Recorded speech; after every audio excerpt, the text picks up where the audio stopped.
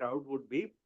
And so, they've given us a big room, and I'm sure as we go along, it'll fill up a little. So, part of the reason is that the description of this evening's uh, program was very ambiguous. And I will explain why, there is no clarity in the description of this evening's um, program.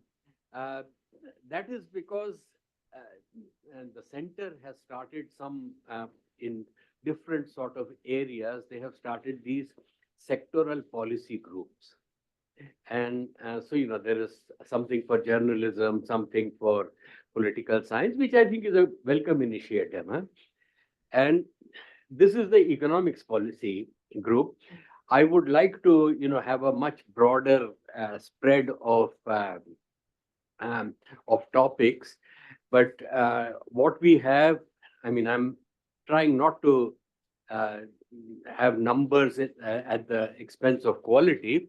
So therefore, what we have collected so far are including myself, 5 speakers today. And we are hoping that, there would be something on agriculture. Of course, agriculture has a separate policy, a sectoral policy group. So, but there is some overlap. So there is no reason to believe that, we have a monopoly of the things that are being talked about here. But that is the way things are. Okay. I am Partha. I mean, I should not presume that I need no introduction. So I am Partha. I used to teach at the Delhi School of Economics. And I am primarily, I used to be a macroeconomist, but now I also do some climate issues. And today I'm going to talk about some climate and international trade issues, um, which potentially are very important. Like everything else in India, we seem to wake up as a policy response much later than we should. So I will go through what is called, what the EU has proposed as the Carbon Border Adjustment Mechanism, CBAM. So it involves most of the advanced third world countries, which have the potential to export some industrial goods to the EU, but it certainly impinges on India. So therefore, we'll discuss that. On my left is Surajit Mazumdar. He teaches at JNU. He works on Indian industry, and he has been a regular part of the state of the Indian economy, and always gives mundane industrial statistics some angle which at least I hadn't thought of before. So I thought Surajit Mazumdar output should be shared with a lot of other people. Now, perennially missing is Shreekant Gupta. He's there he is.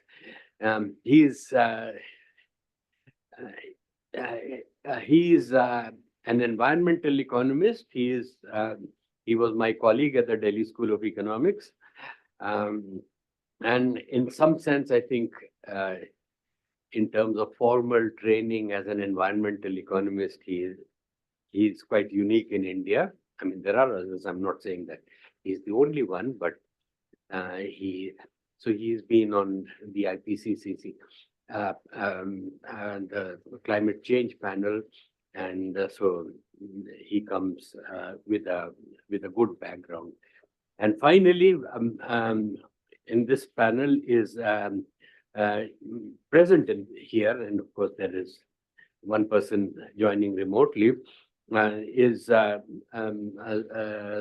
Siddiqui, who's an associate professor at Jamia, and he works on various things, and he's the one who really dirties his hands with data. So, NSS data, and the statistics of statistics related to infant mortality, wasting, etc. So Zakaria is the go-to person, at least for me. So I think that's something that we would we are very, with bated breath, we are looking forward to his presentation. And finally, because he is not here, he is in Kolkata, is Professor Siddhartha Mitra. He is a professor at Jadavpur University, and he does a variety of things. So today he's going to talk about artificial intelligence. Now, artificial intelligence, one may say, is not here right now, but I think it's always, around the corner. So it's a good idea to come to grips with how economists think of artificial intelligence. Artificial intelligence is a lot more than the economics of it. There are social aspects, there are human aspects, there are so lots of things. And he does a variety of things. His training is in agricultural economics, where he is published, and does some environmental economics. So he does a lot of things. And last but not least, he was my student at the Delhi School of Economics. So it's so let's leave it at that. We will start off with Siddhartha Mitra, because I think he's not going to be here for the duration of the evening. So he has another appointment, and today was the only day we could agree on for the five of us to be present. So Siddhartha, the floor is yours. Okay. Now, am I audible? Yes. Okay, that's good. Okay, which means that we can go to the share screen and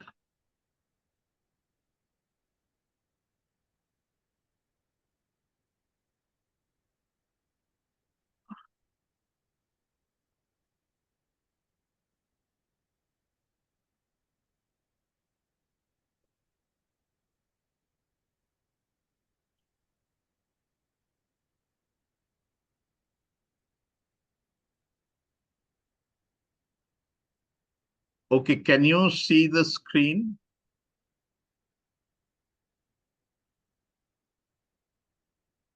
Hello? Yes, we can. You can see the screen, because that is important. And thank you, Professor Sen. Professor Sen has been my mentor for a large number of years, in fact, almost all of my adult life. And it is also good to see Professor Shreekant Gupta, Professor Surajit Mazumdar, and Professor Zakaria Siddiqui. I wish I had been at IIC live with you, but obviously, wishes are not horses. So instead, I will write my presentation. Now, am I audible? Can you hear me? Yes, yes. Yeah, okay. So I'm going to speak on artificial intelligence, employment, and economic development. And, if you want me to motivate this presentation, here's the simple motivation. Artificial intelligence is a substitute for human intelligence. So we are scared that it will take away human jobs. However, artificial intelligence makes production processes more efficient. So we guess that artificial intelligence can contribute to economic development. Okay. So let's see whether, this naive intuition can be improved on in the subsequent slides.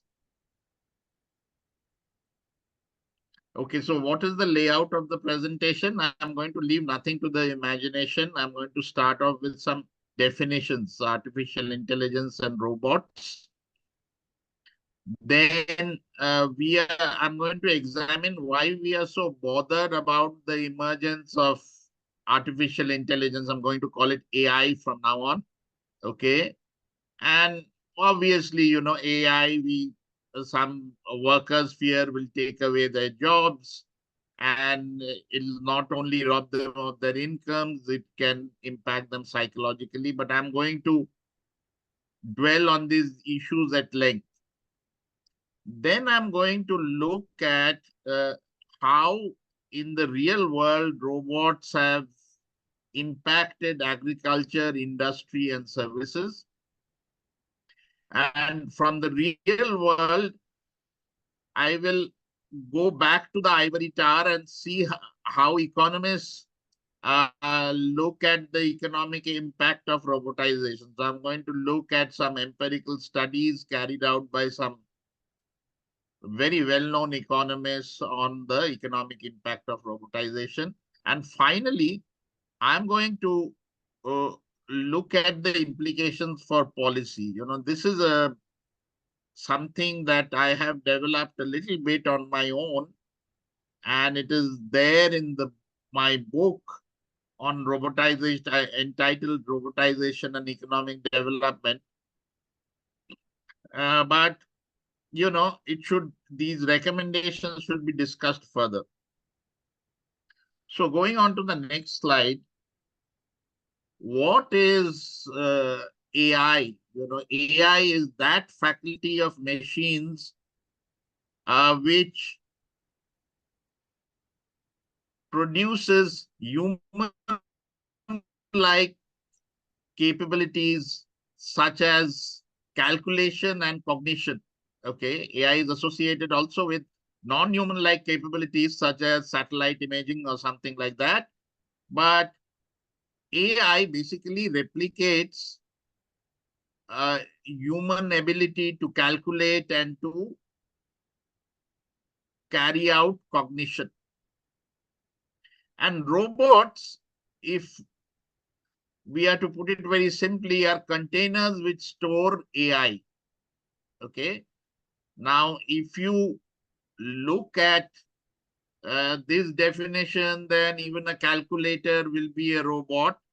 So we have stricter definitions. So according to the International Federation of Robotics, IFR,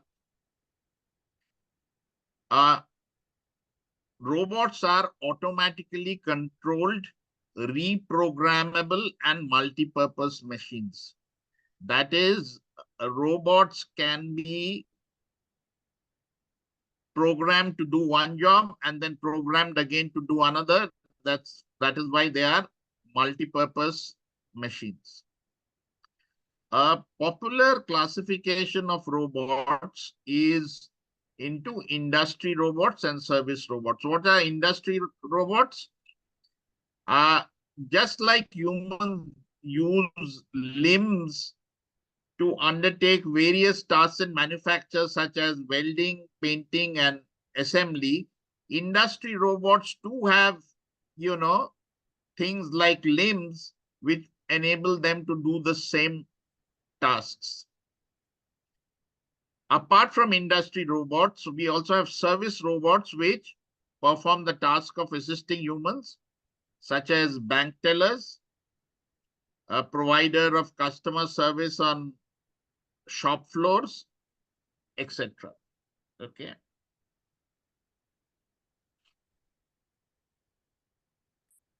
Now, why are we so bothered about uh, the emergence of AI or robots and all that? And as I said, the idea is that if robots can replicate human capabilities of cognition and uh, calculation, then surely they will take away jobs from humans. Okay, uh, that is not so bad if the welfare state can compensate humans for their jobs lost.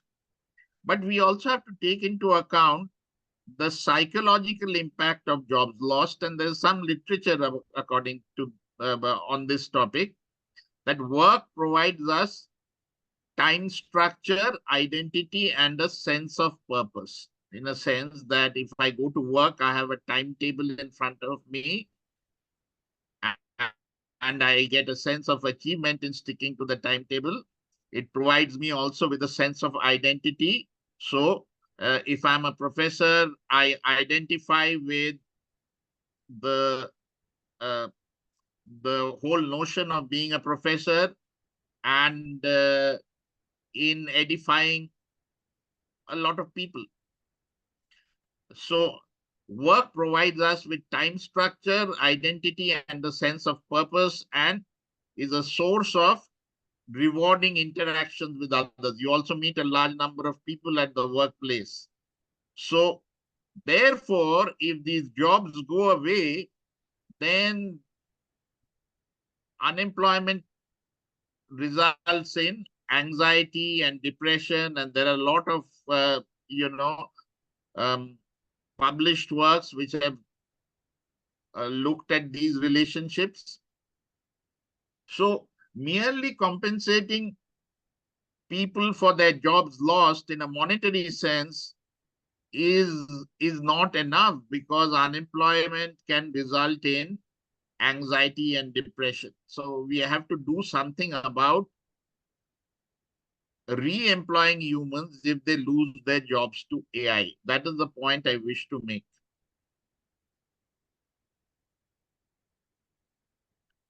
Now, human fears about automation didn't just start with the emergence of robots. That were quite old human fears about automation. And there were these Luddites who were weavers and textile workers who started breaking machinery in the 18th century in Great Britain, because they perceived machinery to be a threat to their jobs. However, if we examine the impact of automation on employment, we have to start with the Industrial Revolution. And we see that Industrial Revolution did not actually cause unemployment. And why is that? There was an increase in product variety and an affluent middle class emerged. So because of these factors, the growth rate of output actually picked up. So even though labor intensity of output, you know, decreased, it should be decreased. I've made a mistake here. Even though labor intensity of output decreased with automation, the increase in the rate of growth of GDP meant that, you know, that the number of jobs did not go down. If we look at the growth rate, for example, of Great Britain's GDP, it was 0.61% from 1700 to 1760s, and picked up as the Industrial Revolution picked up to 0.83% for the next 20-year period, 1.62% massive jump between 1780 and 1800, and then to 1.85% when the Industrial Revolution was really accelerating. So the basic idea is that labor intensity of output went down because of automation, but the growth rate of output picked up due to various reasons: increase in product variety, affluent middle class emerging. Okay. And as a result, you know, the number of jobs did not go down. And if you can see, the number gainfully employed in Britain increased from 6.91 to as much as 19.35 million over 1841 to 1921. And if you look at percentage of population gainfully employed, that increased from 43.4% to 45.2%. Okay, so if we have this historical evidence which says that, okay, that automation did not impact employment adversely? Can we reach the same conclusion about this wave of automation embodied in the emergence of artificial intelligence? We cannot. The real reason for that is that conventional machines and humans are complements. You need humans to operate conventional machines, while robots can often function independently of humans for extended periods of time. So we are all familiar with drones. Okay, they can carry things from one place to the other. A drone doesn't need a pilot. Okay, as soon as it is loaded with merchandise, it can carry that, and deliver it at the required destination. Then we have self-driven cars. Okay, these are basically cars which are run by robots. Again, these can function independently of humans. And a translating software makes human translators redundant. Okay, so even though there is historical evidence that automation does not necessarily lead to a decline in employment, we have to be very cautious in generalizing this to the case of this new wave of automation, that is artificial intelligence. Okay. Apart from this, there is another threat, this new strand of artificial intelligence, recent new strand of artificial intelligence is called machine learning. Okay. Usually what is done is that if you want a robot to replicate a task which is being done by a human, you basically write down the steps undertaken by a human to perform a task, and then you write down a computer program for the robot to replicate these steps. But there are many tasks which we accomplish in our life where we ourselves do not know the steps. For example, face recognition. We see our friend, say, 10 years from the last time we've seen him, and immediately we recognize. Okay, okay, how do we do that? How does the brain do that? We don't know. How, if we see a rare breed of apple, we've seen apples before, we immediately recognize it as an apple. We just do it. We just don't know. Now, there is no way of writing down the steps here. So does that mean that, computer systems or robots cannot accomplish tasks like this? The answer is no. Because of this emergence of machine learning, actually, we are programming computerized systems to undertake tasks. For example, labeling fruits. How do we teach a computer or an AI system to label fruits? First, a human goes around labeling these images. Then these labels are fed to the computer. Okay. Now the computer is fitted with algorithms which can then map the label to shape and color. So that is why how it learns what an apple is like, what a banana is like. And then what happens? Once it has been trained on human labeled images, it can label images on its own. So this kind of learning is called supervised learning. This is a type of machine learning, okay, which means that, once it has been trained by humans, it can make these very humans redundant. There is also unsupervised learning.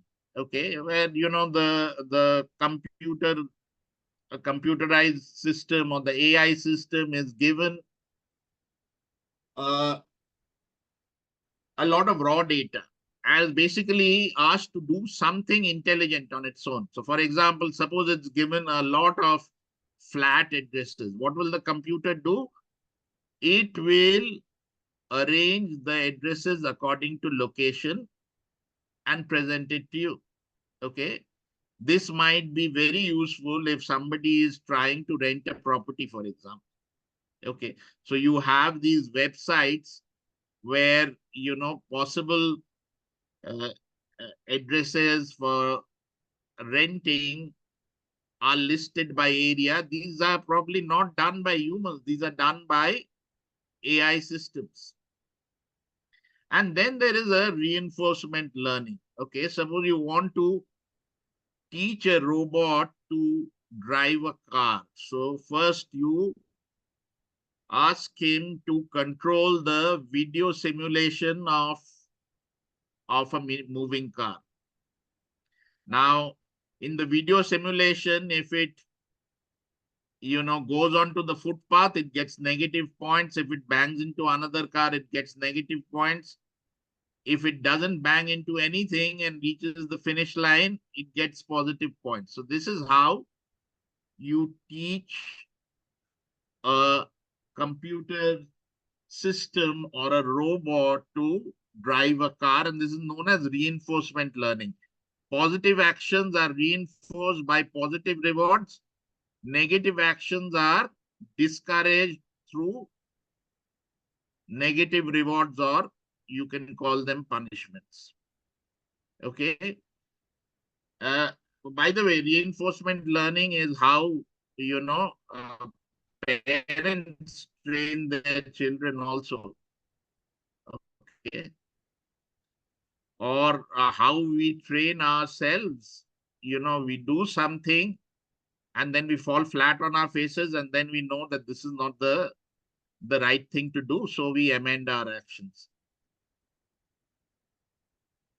So because of the emergence of machine learning, there is a fresh threat to human employment. But machine learning allows us to do various tasks, and therefore, again, the product variety and the scale of production can increase because of machine learning, because you just have to do nothing after you train a computer in, say, supervised learning, unsupervised learning, or reinforcement learning.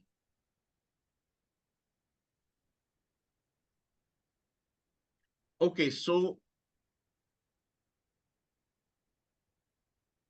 right now I've been emphasizing the negatives of the impact of robotization on employment, but there's always a silver lining. And so it is important to emphasize what sort of jobs will be there. And I think that those jobs that require common sense, emotional intelligence, and varied background knowledge, those will be mm, we those jobs will continue to be manned by humans. It's very difficult for anybody other than a human to understand the emotions of another human. Okay. So therefore, empathy to a human can only be expressed by another human. Even humanoid robots have not been able to fully replicate body language and expression. Okay. And therefore, I feel that human caregivers, paid companions, entertainers, and managers will continue to be human occupations. Okay.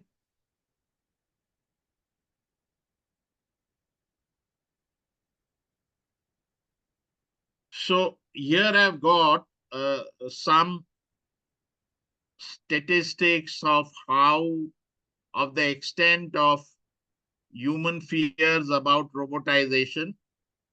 A Pew Research Center carried out a survey in 2015 in the United States, and it concluded that 1 out of every 10 workers had concerns about losing their jobs to computers and robots. Okay. This was due to skill redundancy. In 2019, CNBC survey monkey poll showed that 27% of workers were apprehensive to losing their jobs to technology. Fortune survey monkey poll conducted in 2018 showed that 72% of people expected AI to destroy more jobs than it would create in the next 10 years.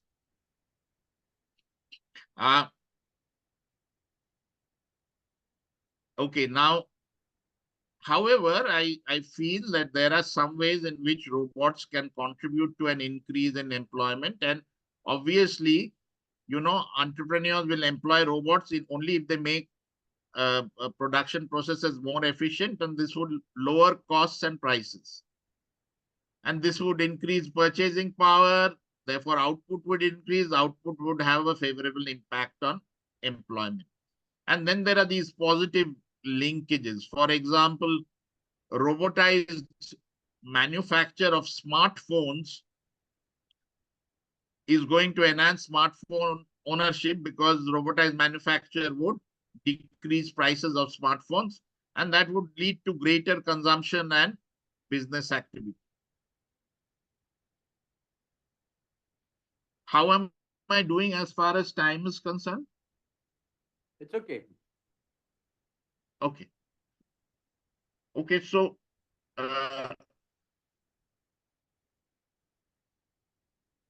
now, what I have here is basically I want to look at how robots have been applied to agriculture, industry, and services, because we want to know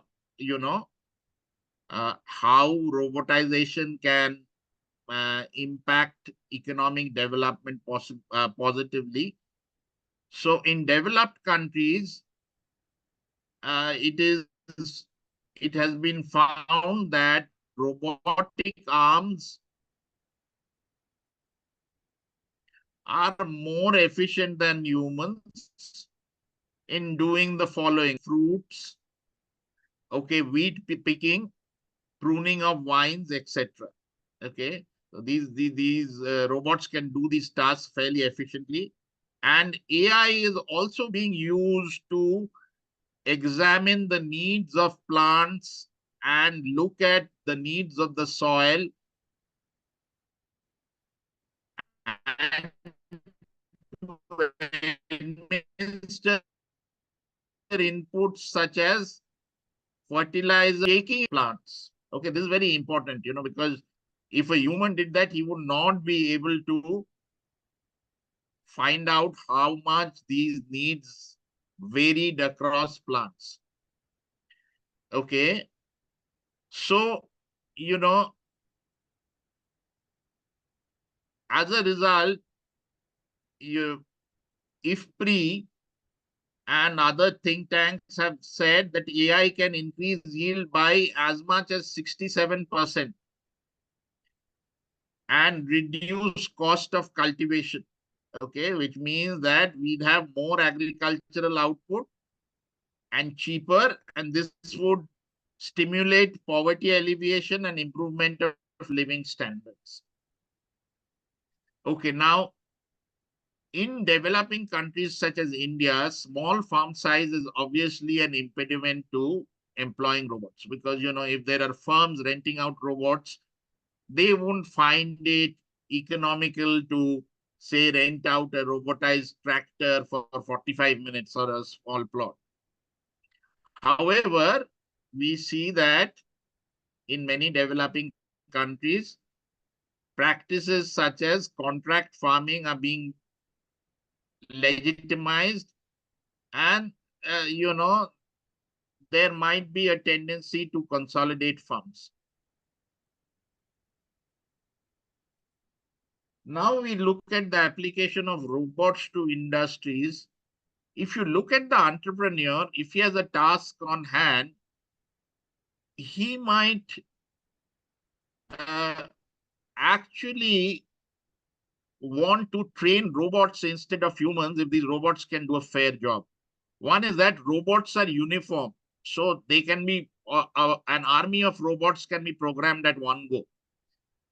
If an army of humans has to be trained, there are laggards. So these laggards have to be handheld and taught how to do the task in the right way. So it's not very efficient. If training robots might be easier than training humans. That is, if robots can actually handle the job. Also, there are no mental issues among robots like there are among humans. Okay. There is no possibility of unrest. So as a result, as a worker, a robot is a more docile worker than a human being. And it can be trained much more easily. We have also now the development of the robot operating system, which has helped to generate software for doing various tasks needed for manufacturing. Okay. And now there is this phenomenon which is known as reshoring. We all know about offshoring. That is, say, some firm in Europe outsourcing production of garments to workers in Bangladesh. As soon as a robot can do this job of manufacture, then what happens? There is reshoring. The jobs in Bangladesh are lost, and the production which would have taken in place in Bangladesh now takes place in Europe or in the US. Okay. So robotization has led to reshoring. Surveys show that many American companies and 1 in 6 manufacturers in the UK are undertaking reshoring. Okay. Application of robots to the services sector. Okay, they are being employed across the board, as you can see on my slide: retail, restaurants, hotels, journalism, painting and music composition.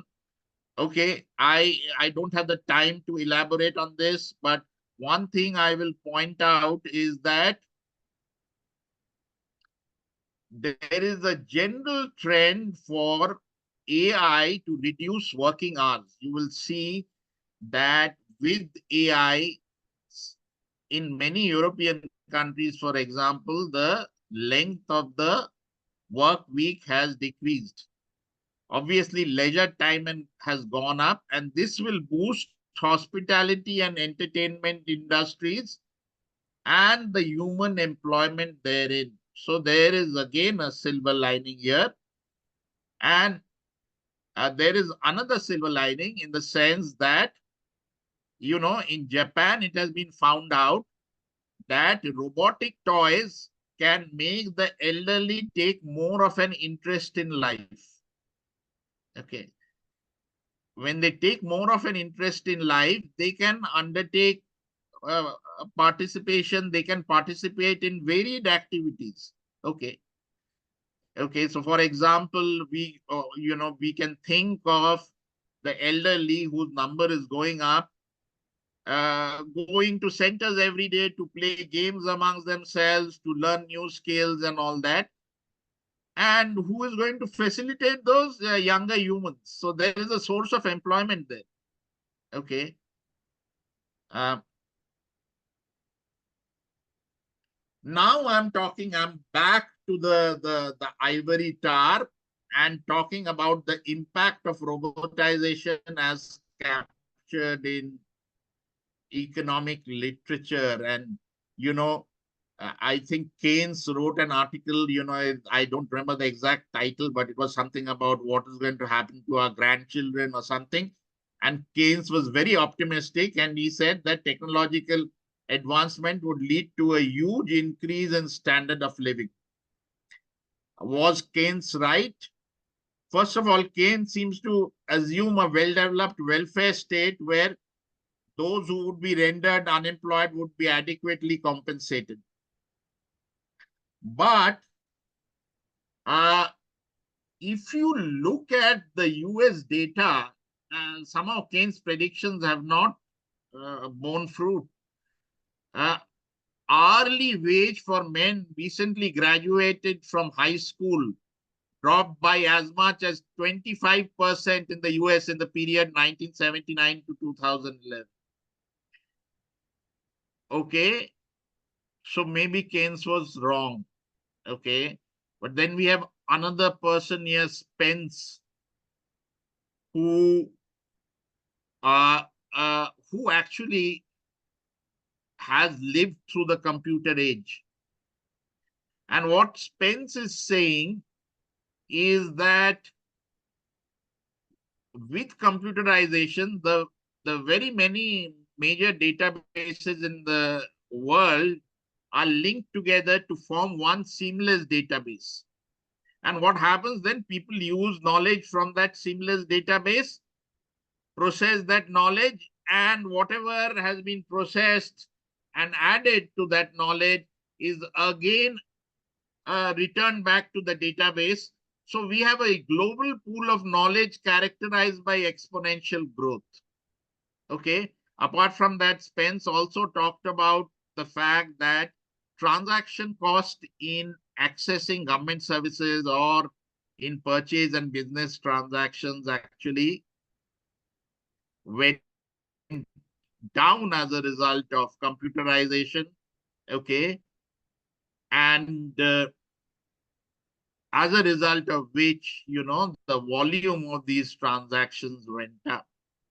But then the question is, are we seeing any, acceleration in GDP growth as a result of this?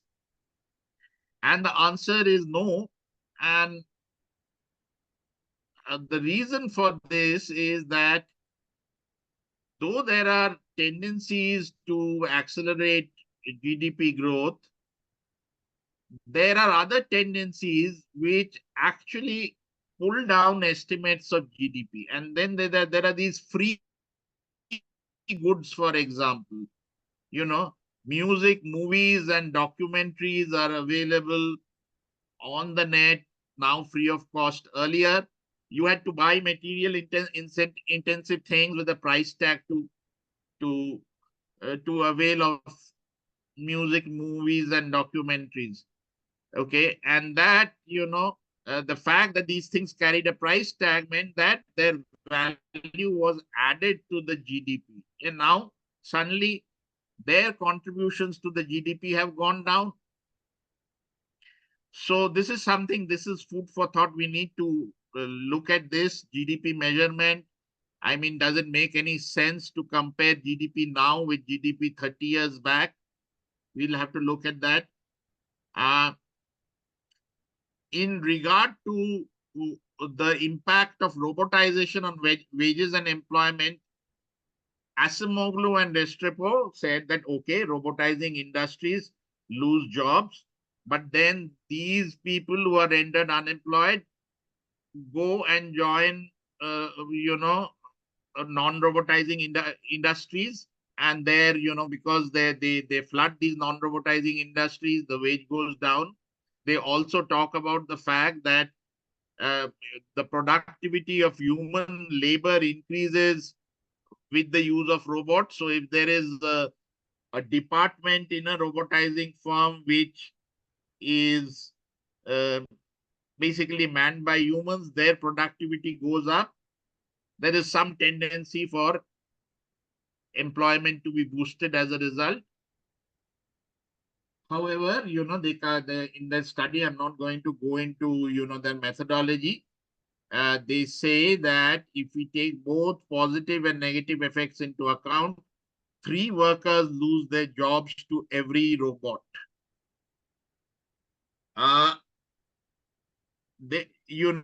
Greats and Michaels have done a similar study for 17 developed countries. They've used a measure known as robo-densification, okay, which is number of robots employed per 100,000 hours worked by humans or something like that. However, they find no impact of robo-densification on human employment. So as you have more robots per uh, 100,000 workers, 100,000 workers say, uh, that doesn't really lead to a decline in human employment. I mean, what is giving rise to this result, one doesn't know. But the numbers for robo densities which they have, and the increase in robo densities over time that is portrayed by this data set is very, very insignificant.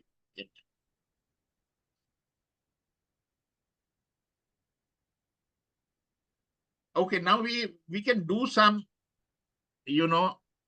number crunching, and we see that in 1993 to 2007, industrial robots grew at a staggering pace of something like 10.4% per annum. And Boston Consulting Group predicts that, that this annual growth rate will be 10.88% in 2017-25. I don't know, the recent figures.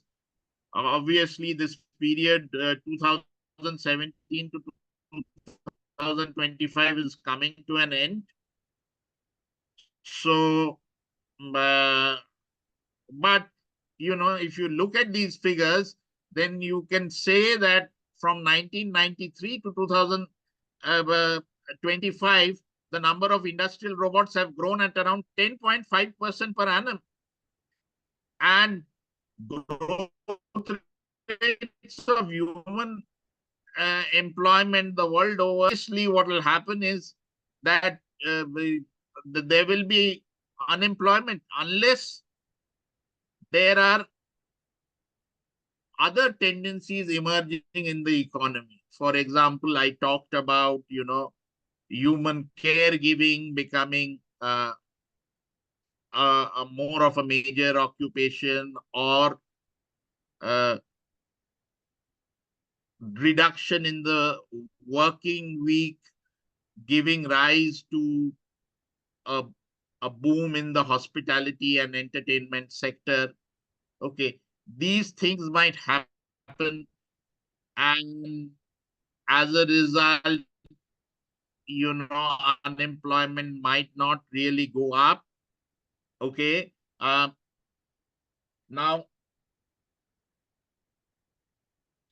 we have some studies from Frey and Osborne and Chang and Yoon. Okay, basically all pointing to a high risk of, high risk of certain human jobs being lost due to robotization. In China, we know that, they're trying to ramp up production. Wages have risen, and this has led to robotization. And India has recently witnessed negative employment growth, and robotization can accentuate that trend.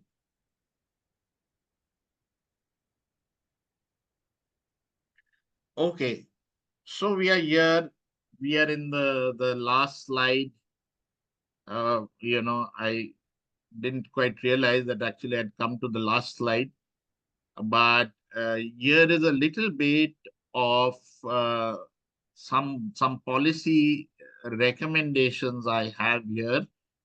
And okay, so the major consequence of robotization is the displacement of labor. Okay, so what happens if labor is displaced? One of the major implications could be that consumption demand recedes. And this is going to result in more unemployment, and so the economy is at risk of getting caught in a recessionary spiral. What do we do here? What we can do is basically we can have a robo tax where we tax robotic labor, and this can be used to fund basic incomes of those rendered unemployed. Okay. It can also be used to augment their human capital so that they can be re-employed. Okay. Somebody, uh,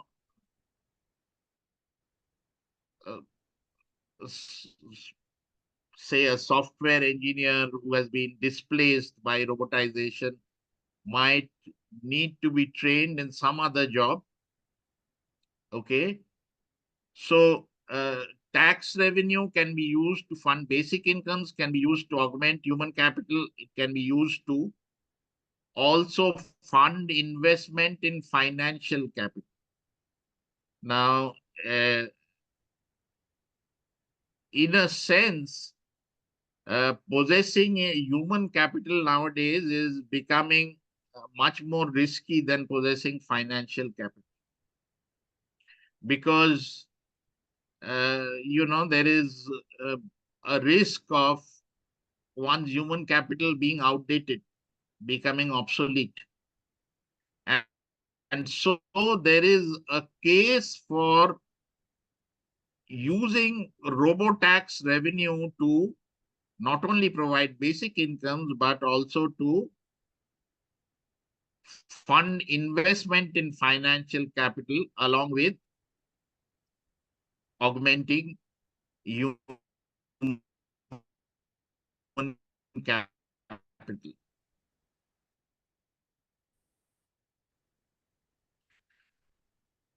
The other thing is that, this realization that we've observed, it takes place in spurts. We cannot same time.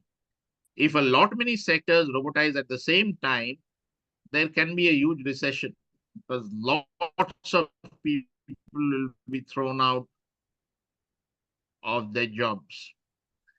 Now we want to actually prevent this scenario. We want robotization to be gradual, and these taxes can be, the robo taxes across sectors can be structured in a way so that robotization takes place at a gradual pace. So if robo taxes are set very high in a particular sector for some time, you ensure that that sector doesn't robotize immediately. So I'm talking about setting up a sort of waiting list for robotization. Mm. Uh, I Lastly, it's obvious that if one nation unilaterally imposes robo taxes, there will be capital flight. So, there needs to be a global compact to simultaneously impose robo taxes in various countries. Otherwise, it's not going to work. So with this, I have come to the end of my presentation. I hope I haven't taken up too much time, but nobody interrupted me, so I went along. Yeah. Okay. Thank you very much, Siddhartha. So we could have some sharp questions, please. Not points of view necessarily. Yes. Yes, sure. Yeah, Professor Mitra, I'm Pradeep Gupta, associate with an AI startup and mentoring. I cannot hear anything. I'm Pradeep Gupta, associated with Yeah, now I can hear. startups. Are you able to hear me? Yes. Yeah. Now the comparison what you have done with the industrial revolution is very old, but the recent one is the switch over to the IT systems in 80s. If you compare, then we were having the manual ledgers, and then we switched on to the IT, I mean computerized thing. There was a lot of resistance, but then everybody adjusted in the skills, and now we cannot live without computers, it seems. So the same way the AI revolution, if you see, uh, you are mentioning about the robotics, but then there is another thing as IoT, Internet of Things devices, wherein we use in a small manner the specialized devices to process the instructions or the algorithms. So if you see the way the AI development is happening in India, what I observe is based on the competitiveness of the price, that the advantage the company has after infusing the AI. Every user or the new company sees that what benefits they are getting out of infusion of AI. Otherwise, they are not going to adopt it. And Nilikani has very rightly mentioned that India can develop as a use case capital of AI. Yes, we don't have the wherewithal like Google or anybody, and we should not look at that, waste time in discussing to have semiconductor hub and all these things. These are something which will let the things go on. But use cases must be produced and the use cases must be pushed. So in this case, government has taken one initiative, but as the government works, the bureaucracy works, they announced a GPU bank last year sometime. We startups always look at the availability of the data servers, because I'm engaging data server, each costing 10 crore rupees, and that too is positioned in Lambda in San Francisco. And I need 10 of them or 15 of them. Then I had it because the data is so much there. We have developed an application in this mobile. I'll take a 45-second to 1 minute video of yours and give you roughly 30 health vitals, including HbA1c, random sugar, and blood pressure, as well as the cholesterol, triglyceride, everything. We have received the ISO certification. Health Ministry, the Drug Authority, they have examining it. They have informally given us clearance, but we are not going to tell it to be used in the diagnostics. If we launch it, it will be, we are trying to price it at 3,000 rupees per subscriber, maybe 5,000 rupees.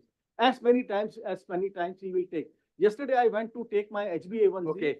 It took, I mean, I'm just telling the advantages of the. No, I mean, I think overall he has talked about the advantages. So, you are giving specific instances, that's fine. But please, we still have. I was just telling the AI applications have its own advantages. I think it's a multiplying factor, and the robotization, the way I'm understanding from this, is not happening on ground or is foreseen here.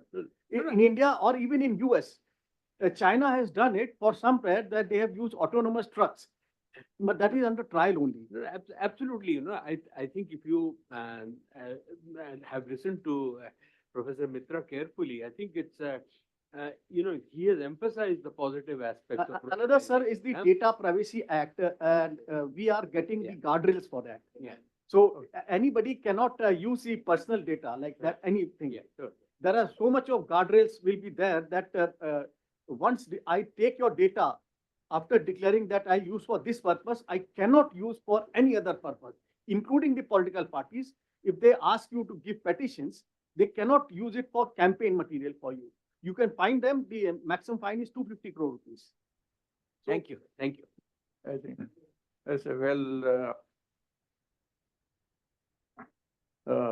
particularly that is an old experience of robotics, almost 10 years old or even 15 years old experience. And we have a lot of experience of happening drone, what is the impact of drone on employment, and what is new persons are joining. Every drone consumes 10 or 15 people more than that. That all the story is there. But today, challenge before us is the open AI, that is large language modeling and open AI and generative AI. These all things which we have been talking about, this narrow AI, you are very narrow, right? Now it's a generative AI. That is the challenge which has come to us. That generative AI is basically replacing your intellectual work and at the same time helping intellectual work. One of the Nobel laureate recently working on that he was doing the protein folding and then nothing could be happened, but AI helped it, the protein folding, kind of large data analysis and that way. At the same time, it has also resulted in a disturbing democratic processes in every country. So that is the challenge which has come, policy challenge, both on employment and social existence or the democratic existence.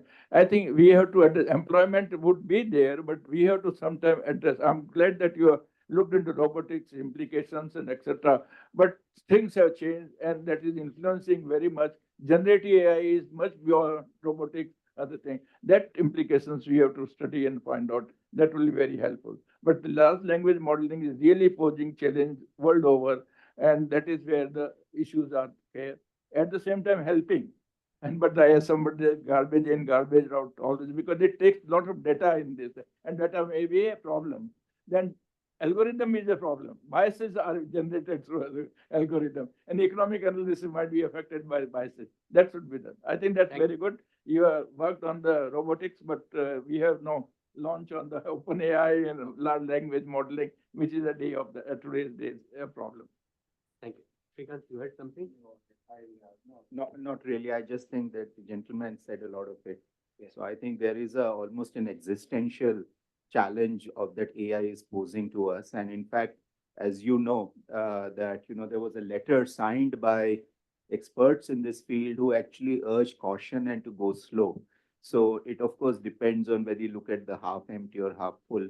But I think there are very serious challenges, which I'm sure you know of, and your sort of presentation didn't touch on that. But I think obviously there's only so much you can talk about. Thanks. Siddhartha, you want? I'm from Hyderabad. I came all the way just to attend this. If you thought that the current generation of AI is going to disrupt the world, there's a great futurist in the US called Ray Kurzweil, who says that by 2045, the cumulative machine intelligence in the world will trump human intelligence. And that point is called the singularity. So AI is a beast that humanity has not encountered before, right? It's a very disruptive, very exponential technology. Forget about IT industry, which has got impacted over the past 2 years. I think even medical professionals, they cannot ring fence themselves from the effect of AI. I talk about AlphaGo. IBM is now working with a diagnostic firm in the US called Quest Technologies. It can scan millions of patient records and blurt out a recommendation or diagnostic in a matter of seconds, which no doctor can compete with an AI. Thank you. Siddhartha, you don't have to respond to this, but basically people have given specific examples. I mean, you made it very clear that this is it works both ways, that it has huge potential to increase output and profitability, but what are the social implications? So you don't have to respond to anything specific here, but if you want to take No, I would just say that it is good to be, educated by various people, because, I wouldn't know about everything, because this AI is a huge field. Okay. All that as an economist, I'm trying to look at certain basic tendencies which are occurring because of robotization. And I'm restricting myself to that because I'm not a technical person. you had, yes, just one. Very quick. Very useful seeing those countries, those are importing technology like robots, etc., and those countries which are really manufacturing, etc. That economic implications would be very helpful, because most of the developing countries that has a tendency, industry, etc., import the thing and then displace the people. But those who are creating it, they have a lot of people to help in data cleaning, making robo or making anything. So that implications, policy, economic implications, the countries which are importing technology, countries which are developing technology and using it or participating. So one quick point, see robotics, AI, and all that goes with it. I think still it is in the so-called technology domain. It is one in the technology development, and also into technology implications. And that will lead to various applications and impact on the various industries. So there is a certain time and space dimension. And in fact, that's a small question to you, that when do we think that this robotization, AI that we talked about, does it become an economic policy issue? I think it's pretty slightly far from that, and to speculate on that, that what really happens and when it becomes an economic policy issue at a labor or at other level. And also related ones is, let's say, what happens to India in particular, for example, which has its own complex. So I think that needs to be covered. Okay. Okay, thank you. I think, I have to bring it to a close because, Yeah. Not just Cinderella's coach. I think we'll all become confused soon. So, I have to be Cinderella's, I have to run out like Cinderella. okay, thank you Okay. for enlightening us on this. I mean, it's an open-ended topic. There are bound to be more than anything else on a topic like this. There would be members in the audience who would know much more than you do. But I think you provided a good overview, and thank you very much for that. Thank you. Thank you.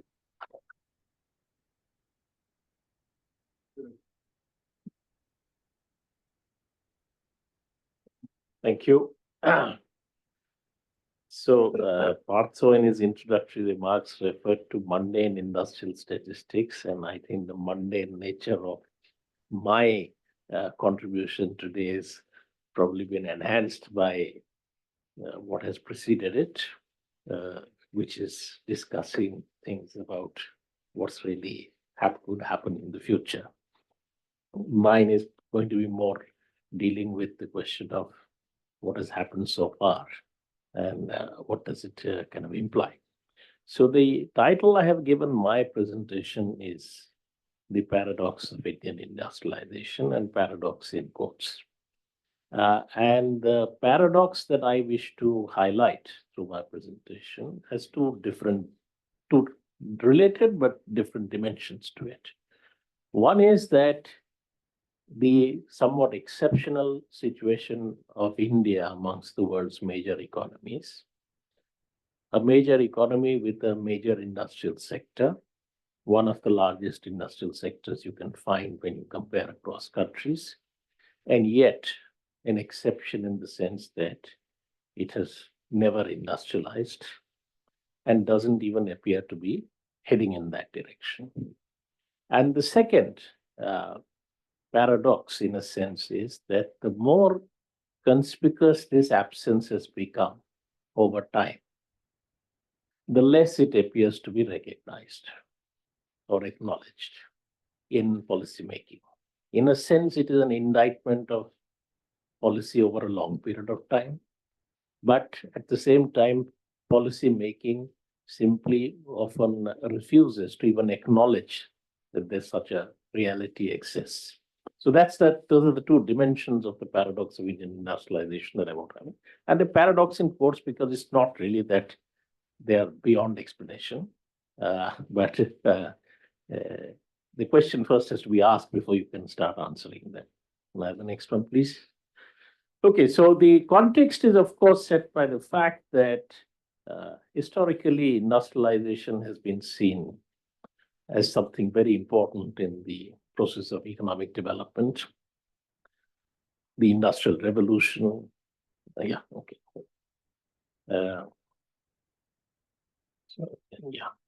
Industrial Revolution, the Second Industrial Revolution, the East Asian Miracle, China's acquiring the position of becoming the world's manufacturing hub, all of them at different points of time in history are, the very terms invoke something dramatic, rapid transformations happening, at the center of which is the manufacturing sector. And manufacturing and industrialization, therefore, has been seen as something that is an engine of economic growth historically, and that has remained true till date.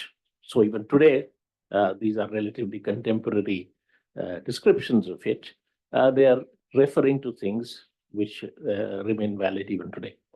What is also true is that manufacturing is also one of those activities which, in comparison to all the other activities which we list out in any classification of the economy for computing estimates of GDP, etc., is the one which is most amenable to geographical concentration. Okay. Agriculture, because it requires land, cannot be concentrated in some parts of the world in the same way.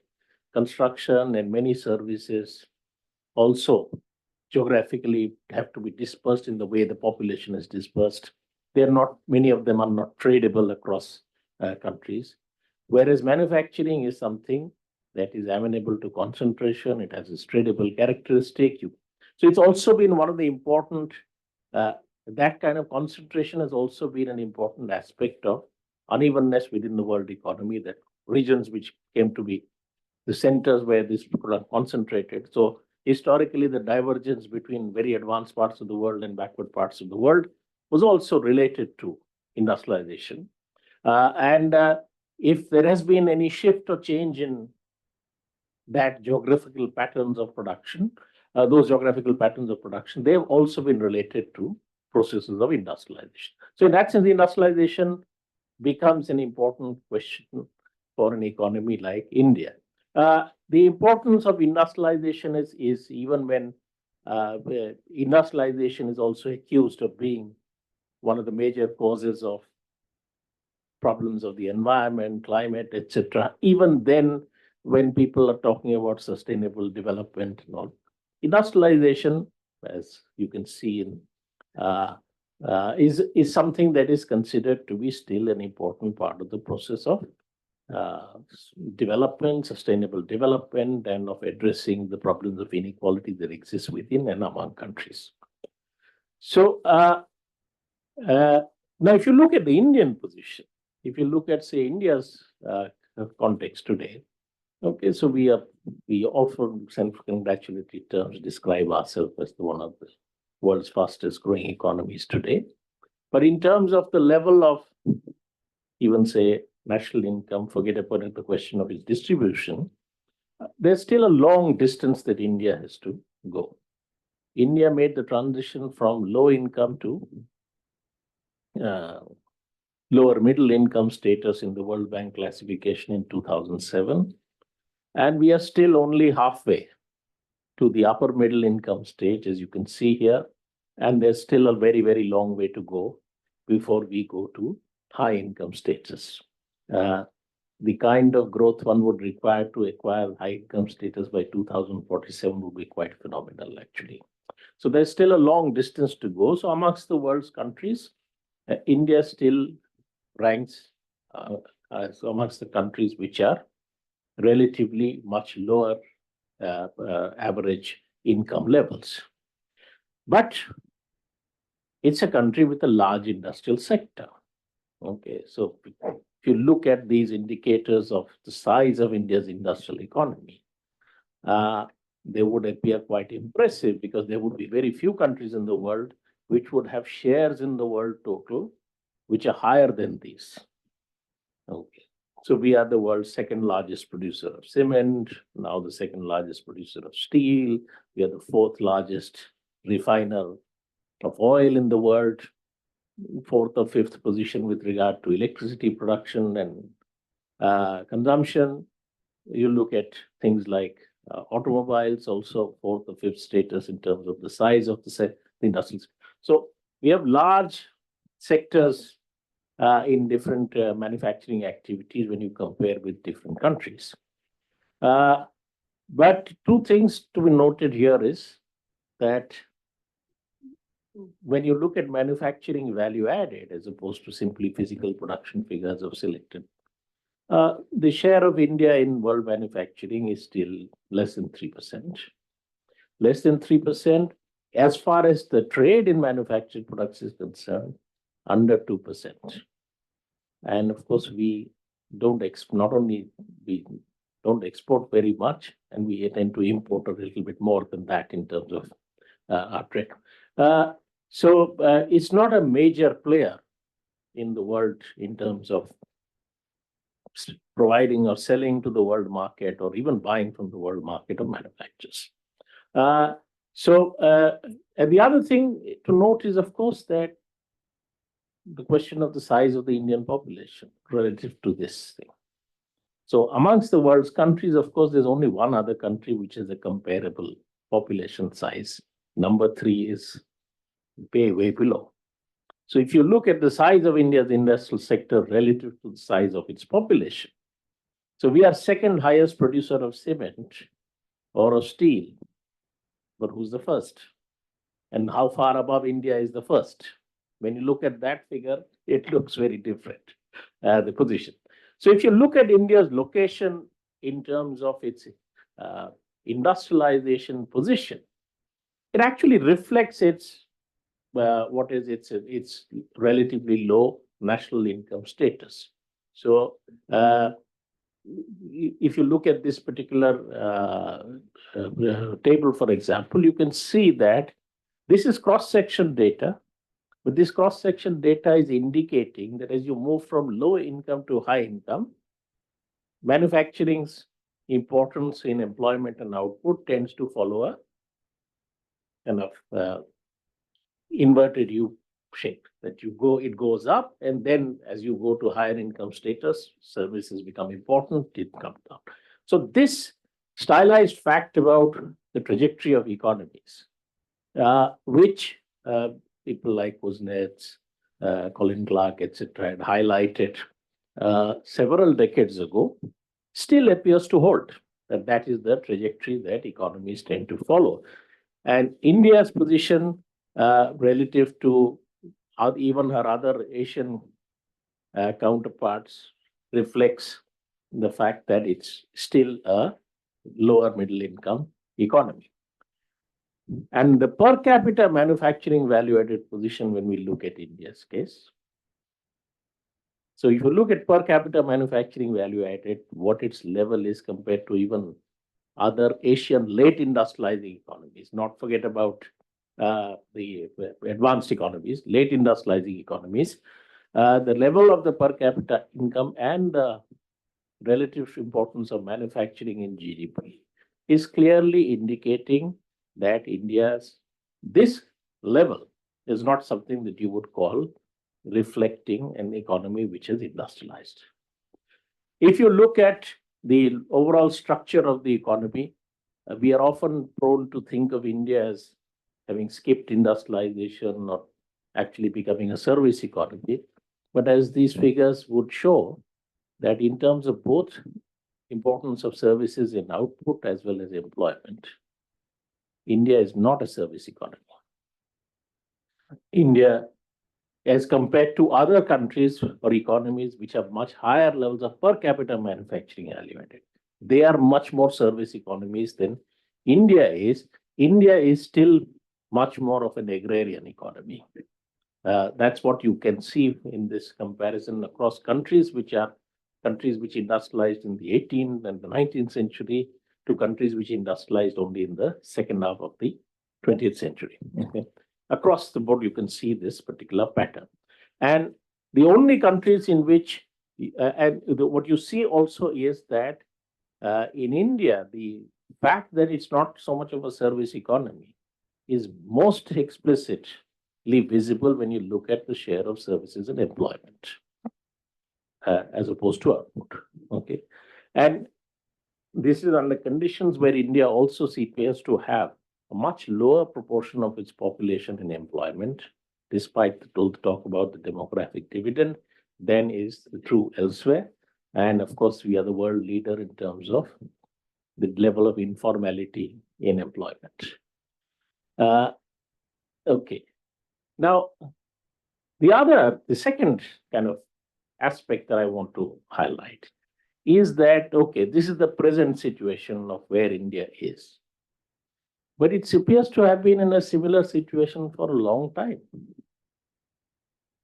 Okay. That the share of manufacturing in India's GDP, not very high, almost from the mid-70s, there's been no increase, and of late it is declining. Okay. So it's not that it's just not at a high level yet. You don't seem to be moving, and over a pretty long period, you see this trend. Okay. And the acceleration in Indian growth after 1980 appears to have been more linked to services and construction than with manufacturing. So the relative importance of manufacturing declines in the post-1980 growth process.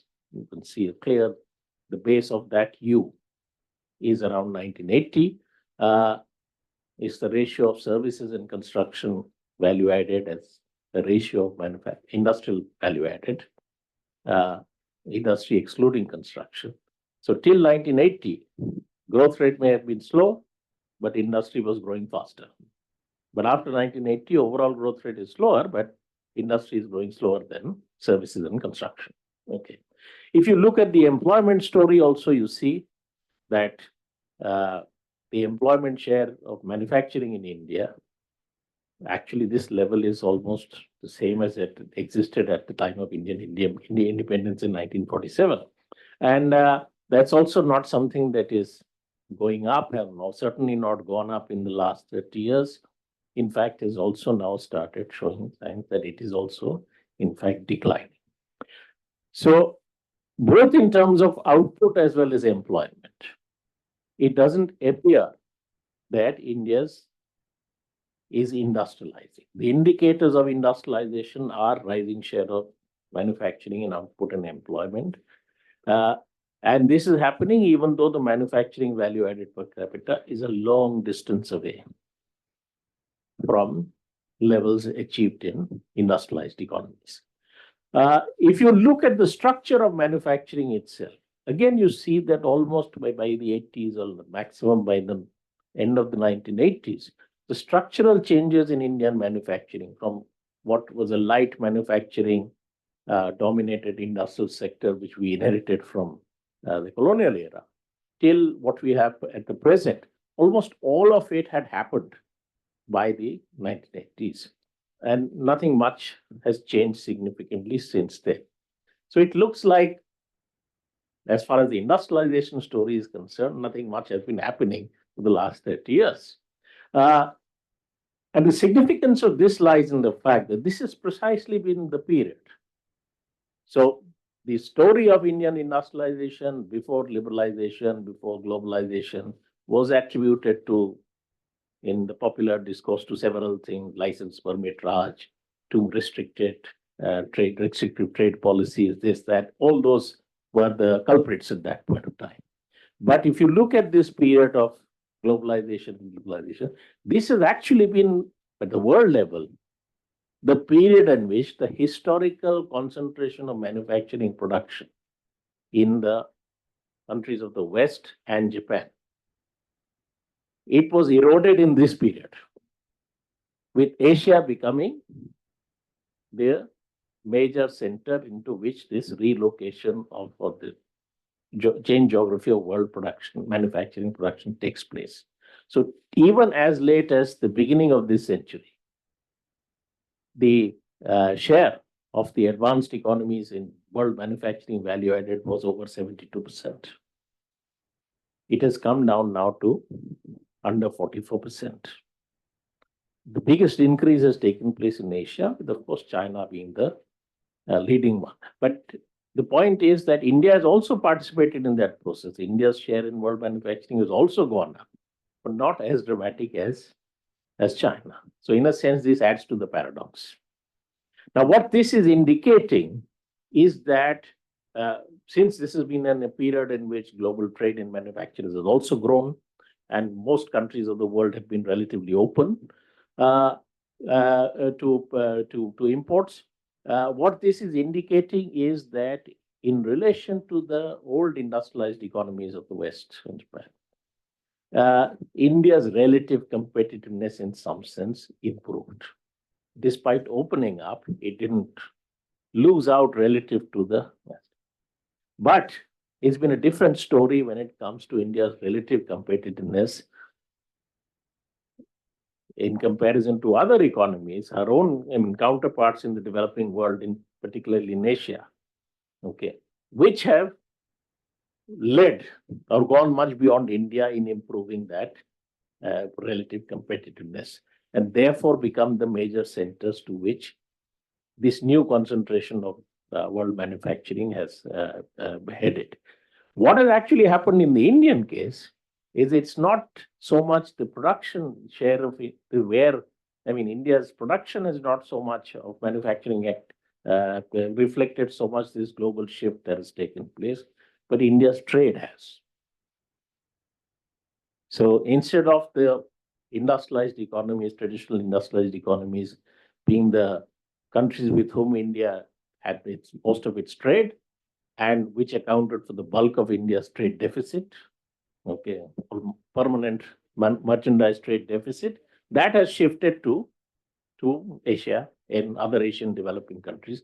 They are now the sources of our imports, and they are also the countries with whom we have the most significant trade deficit.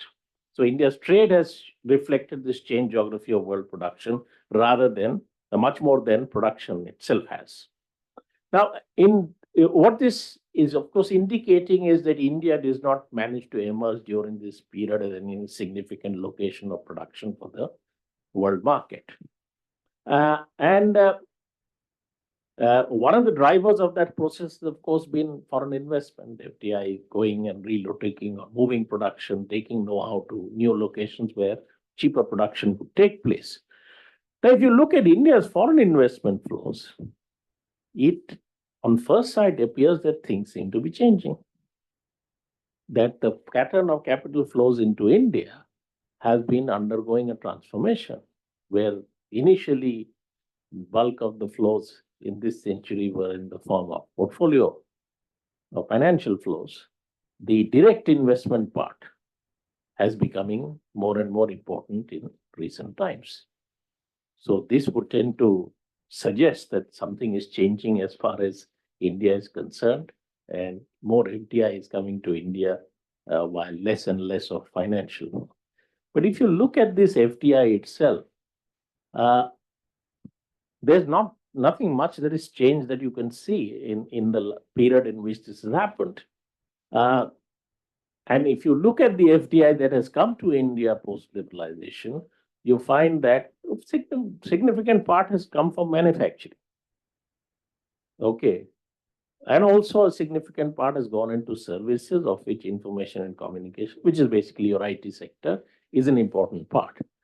So if you look at the importance of manufacturing in the FDI that has come into India, it's at about half of it has gone to manufacturing. Okay. But if you look at what they do, you can see that FDI in manufacturing into India has been a mechanism of inserting India into global production systems with a more import-intensive orientation rather than an export-oriented one. So the manufacturing FDI firms, okay, they account for a significant part of the sales. But the sales that they make abroad, that is the exports that they do, is very low. And the import, on the import side, they do a lot more of those of imports. So in their sales, the relative importance of exports is much lower. In their purchases, the relative importance of imports is higher. And actually, the more than half of India's exports by FDI firms come from that one sector, IT. So what has happened in the case of IT, where Indian and foreign firms both have been able to, and they largely rely on exports. There's very little in terms of domestic market for that sector. Both the foreign as well as the Indian firms largely rely on exports. Nothing remotely close to that has happened in the case of manufacturing. Okay, so somewhere in that ecosystem, they could find opportunities for IT, but nothing even remotely close in the case of manufacturing. But what has also, in addition, happened is that you can see a change taking place within this period in which the last decade, since 2011-12 till the present, it appears that the story is becoming worse. So if you look at India's exports and imports of manufactured products in the previous decade till 2011-12, particularly in that boom before the 2008 global crisis, you had both increasing. Then the problem was that exports are growing, but imports are growing even faster. manufactured imports are growing even faster. But you had a growth of trade and a growth of exports at that time. But if you look at the period since then, there's been a stagnation in both exports and imports. And that's got to do with, I mean, the last 2 years in this graph, they show a slight increase, but that's more to do with COVID-related price increases of manufactured products than actual expansion of trade. Therefore, both exports and imports in that sense go up because of those increases in prices. If you look at the industrial growth rate as measured in terms of the index of industrial production, and this is part of the paradox I wish to emphasize. So 1966 to 75 is a very famous period in India's economic history. Much talked about, much debated as the decade of industrial stagnation. But whoever is talking about the fact that India has already experienced a second decade of industrial stagnation,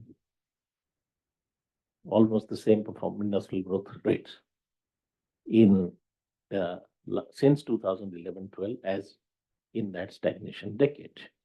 But that's not something that is talked about. And this is continuing. So this particular, this is showing what it was till 2019-20, a 3.6% annual average growth rate of the volume of industrial production as captured by the IIP. And as compared to 3.7 in the stagnation decade. But if you take this 3.6 as the trend, you see that even post-COVID, right up to the last IIP data that is available for June 24, India's index of industrial production levels are below that 3.6% trend. So it's a continuing period of industrial stagnation, now longer than a decade. But hardly any discussion in India even talks about the fact that there might be problems of industry that is talked about. No one, to my knowledge, really talks about India having experienced a second decade of industrial stagnation. If you look at the components of that particular story of industrial stagnation, what you find is that the two parts of the industrial sector which produce durable products, consumer durables and capital goods, both you can see are very central to the story of industrial stagnation. So the panel on the left is from 2004-5, the 2004-5 base year series. You can see both those indices were rising till the beginning of the second decade, and then they stagnate. And then the second panel on the right is showing you the post 11-12, the 11-12 base year figures. And you can see this period of stagnation, the worst being capital goods. The capital goods index of industrial production has stayed at around 100 from 2011-12 till the present. It has hardly moved beyond 100.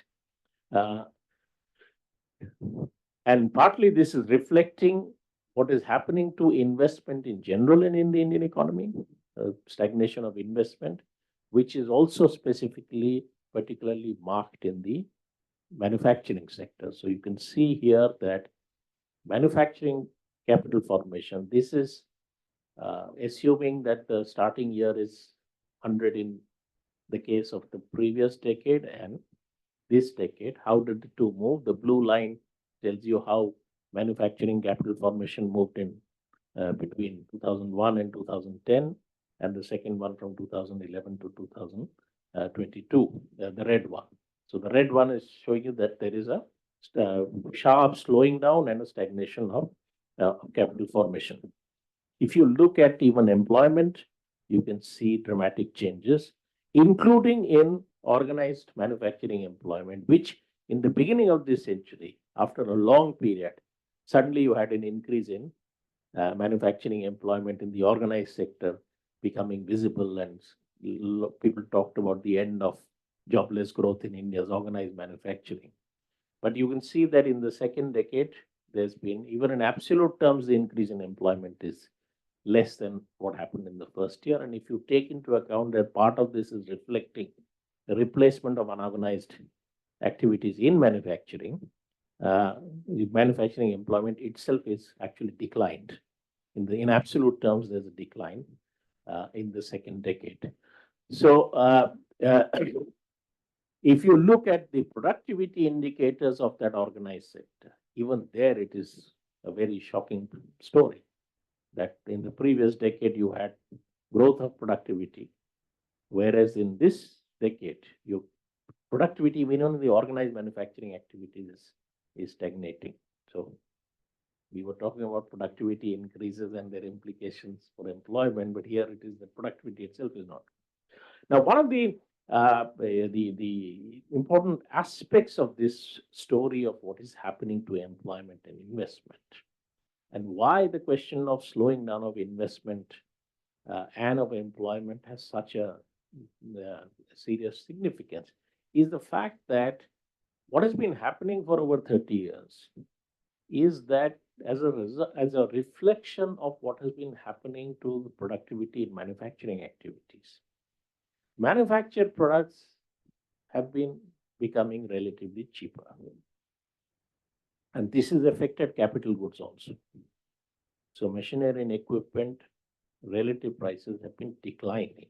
On the other hand, in comparison, food prices, which are the principal wage good in a low wage economy like India, have gone up over time significantly.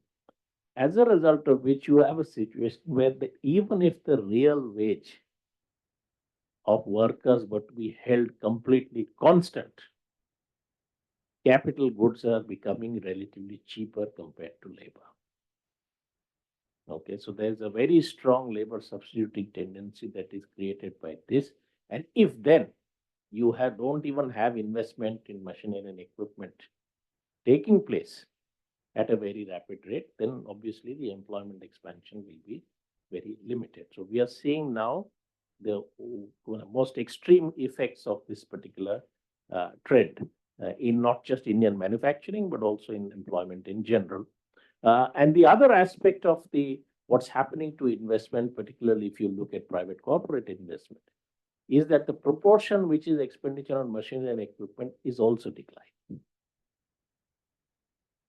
Partly it's an increase in the construction part, and partly it's an increase in what is referred to as intellectual property products, which is basically software. So in some sense, both the scale as well as the nature of capital formation is reflecting a trend, which means that the employment scenario, at least as far as manufacturing is concerned, would appear to be extremely bleak. You have slow growth, you have low levels of investment. How are you going to get any significant employment in this? Now, the trade story is in a sense telling us that India has not been able to achieve its position of being a significantly competitive location of production for the world market. Okay, so your trade, you're not able to generate export surpluses of manufactured products. Okay. Now, you're not being able to do that despite the fact that you have low wages. So whether labor-intensive products or capital-intensive products, you don't have significant competitive ability despite the low wages. But the conditions which are maintaining those low wages are also conditions which mean that your domestic market is also limited. It's because large number of people are unemployed, there's surplus labor, wages are low, and they tend to remain low, that you have this problem. So you are not being able to leverage low wages to export your way to industrialization. And you're not in the process then also being able to leverage domestic market because of the fact that the conditions which are keeping your wages low don't allow you a rapid domestic market-based growth. So India's low wages have kept ensured and stability of that low wage have ensured that, let's say, for example, if you compare it with China, so this is what we call the national price level. You compare the exchange rate based on purchasing power parity with the market exchange rate. So China, because of rising wages, the gap between the PPP exchange and the market exchange rate has been narrowing. India has remained low, even in comparison to Bangladesh, and Vietnam, other countries which are which are also, you could say, in different activities, potential competitors as locations of production for. But wages are not giving India certainly a decisive advantage here. So, but despite having maintained these low wages, you've not been able to generate those exports, and you've not been able to leverage the domestic market. In the absence of either of these, you're obviously not going to be able to sustain investment and capital formation. And that is a tendency to perpetuate itself, because it means that employment growth is poor, wages will tend to remain stagnant, and this becomes a story of that is continuously being repeated. So what India therefore is actually moved into, what all this evidence is indicating, is in a sense confirming what Danny Roderick some 9 years ago had, on the basis of simulations done on the basis of data, said that India was one of those countries of the world which was prematurely deindustrialized. Okay, and at a much lower level of employment, manufacturing, industrialization level and per capita income level than even other premature deindustrializers within the developing world. So India and Sub-Saharan Africa stand out as the parts of the world whose the degree of prematureness in that deindustrialization is much higher. So India is deindustrializing prematurely. That's what the evidence is indicating, and all the evidence that I presented showed that there is no sign absolutely that India is escaping from what has now become a global trend of deindustrialization. So we didn't industrialize when other parts of the world industrialized. We are deindustrializing when everyone else is deindustrializing. So is the India's industrialization story over before it even started? Now, if the problem itself is not acknowledged, how are you going to even address it in terms of policy? And the important question that then arises is does India have a strategy of industrialization which is consistent with maintenance of an economic policy framework in which you have to be open on the trade front, an open capital account, and fiscal conservatism? Can you, with this set of conditions, address this problem from any one of these directions? You can't export, you don't have a domestic market. Somewhere you have to find an answer. Either you manage to export or you manage to find a domestic market. But with this kind of a combination in the policy framework, can you even begin to address it? And perhaps the commitment to those policy frameworks is the reason why no one wants to acknowledge this particular reality, rather than acknowledging the reality and addressing as far as the policy is concerned. Thank you. Thank you very much, Surajit. Yes, but please make it short. Yeah. Very short. Thank you very much. I really enjoyed the presentation. I just wanted to, if you can just comment, even one line comment will do. When there is a decline in the productivity, and when there is a jobless growth or job loss growth, nowadays people talk about it, how do you explain these two phenomena together in the context of manufacturing industries? If you look into the elasticity of employment. Well, I think the fact that you have, there are the reasons why you don't have productivity growth is certainly not technological. That technology is not know-how is not available, experience is not happening. So the problem is obviously clearly linked to the fact that capacity utilizations are extremely low. That's perhaps the most plausible explanation for why this trend in productivity is being seen. I think very well analyzed the problem of Indian. The first and foremost thing, I think, as soon as we went for liberalization, the industrial policy was almost missing in the system. And we thought FDI, we took the FDI policy, we took the technology, removed the clauses which would enable manufacturing sector to grow, etc., allowed FDI to come in. So our external economic intervention really disrupted the manufacturing sector. And it not only in India, it has disrupted the manufacturing sector in many of the countries which went for liberalization, developing countries. And that also affected your employment process. That also affects the demand. Nowadays, today, when we are talking about many persons, why investment is not there? The person say, where is the demand? The issue of Keynesian, employment would create the demand, demand would create that equilibrium system. So this has been happening since we went into liberalization, and 30 years it is a long period of experimentation, and manufacturing has remained low. Employment shifted from the agriculture to construction, a casualization of labor, and inequitous growth of the economic sector.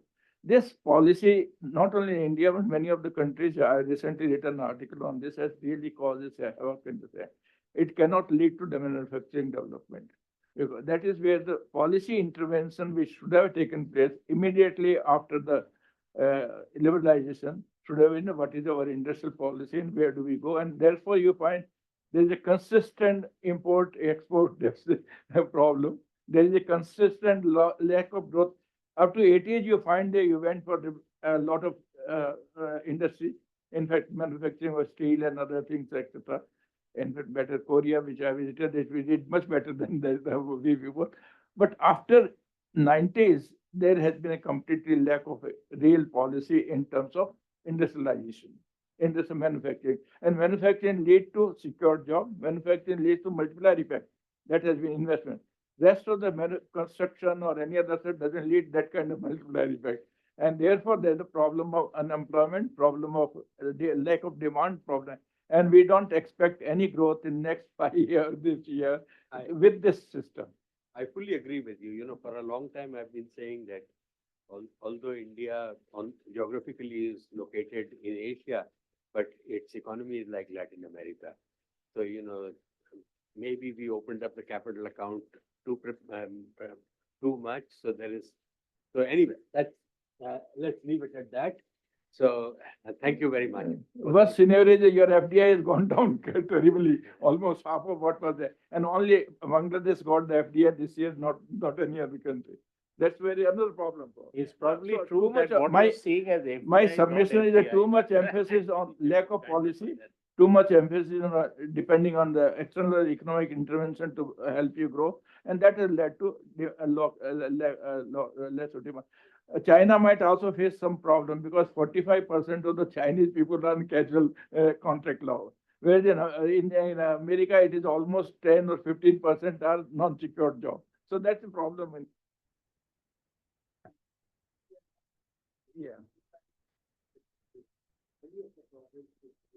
Yeah, we were facing this.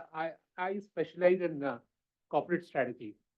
So maybe wearing a different hat. Okay. So what I'm finding in India is there is a sectoral major differences across sectors. For example, the cement is growing very fast. You have steel growing fairly fast.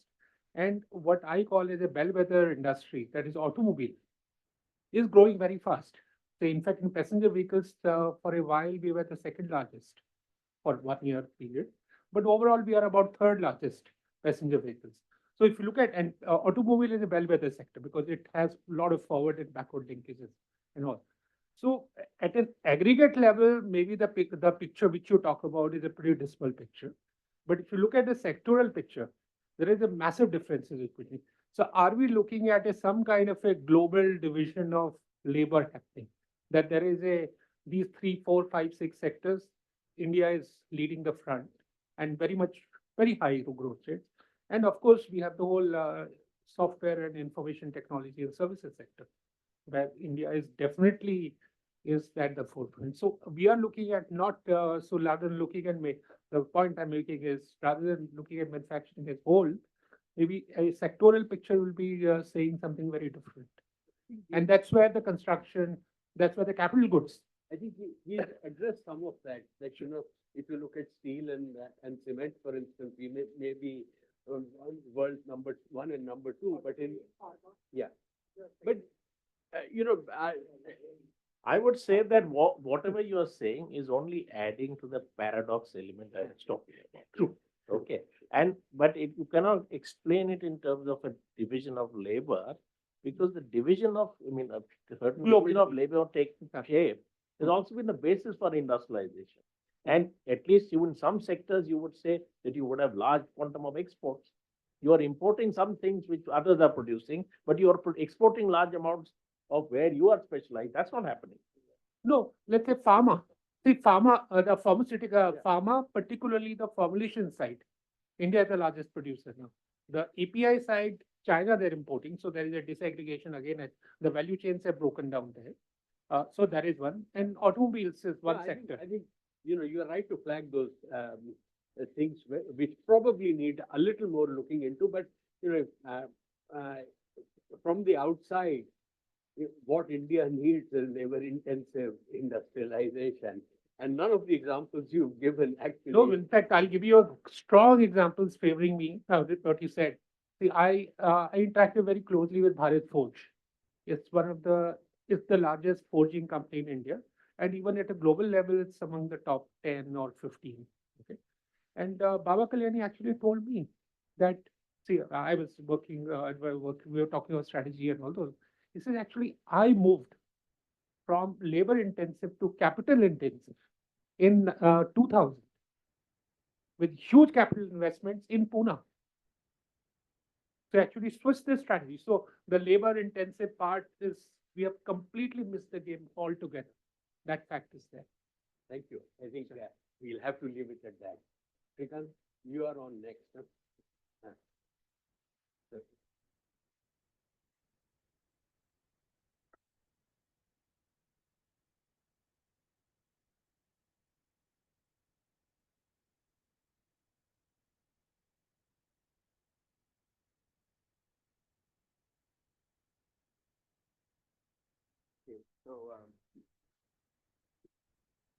So thanks, Partha, for inviting me.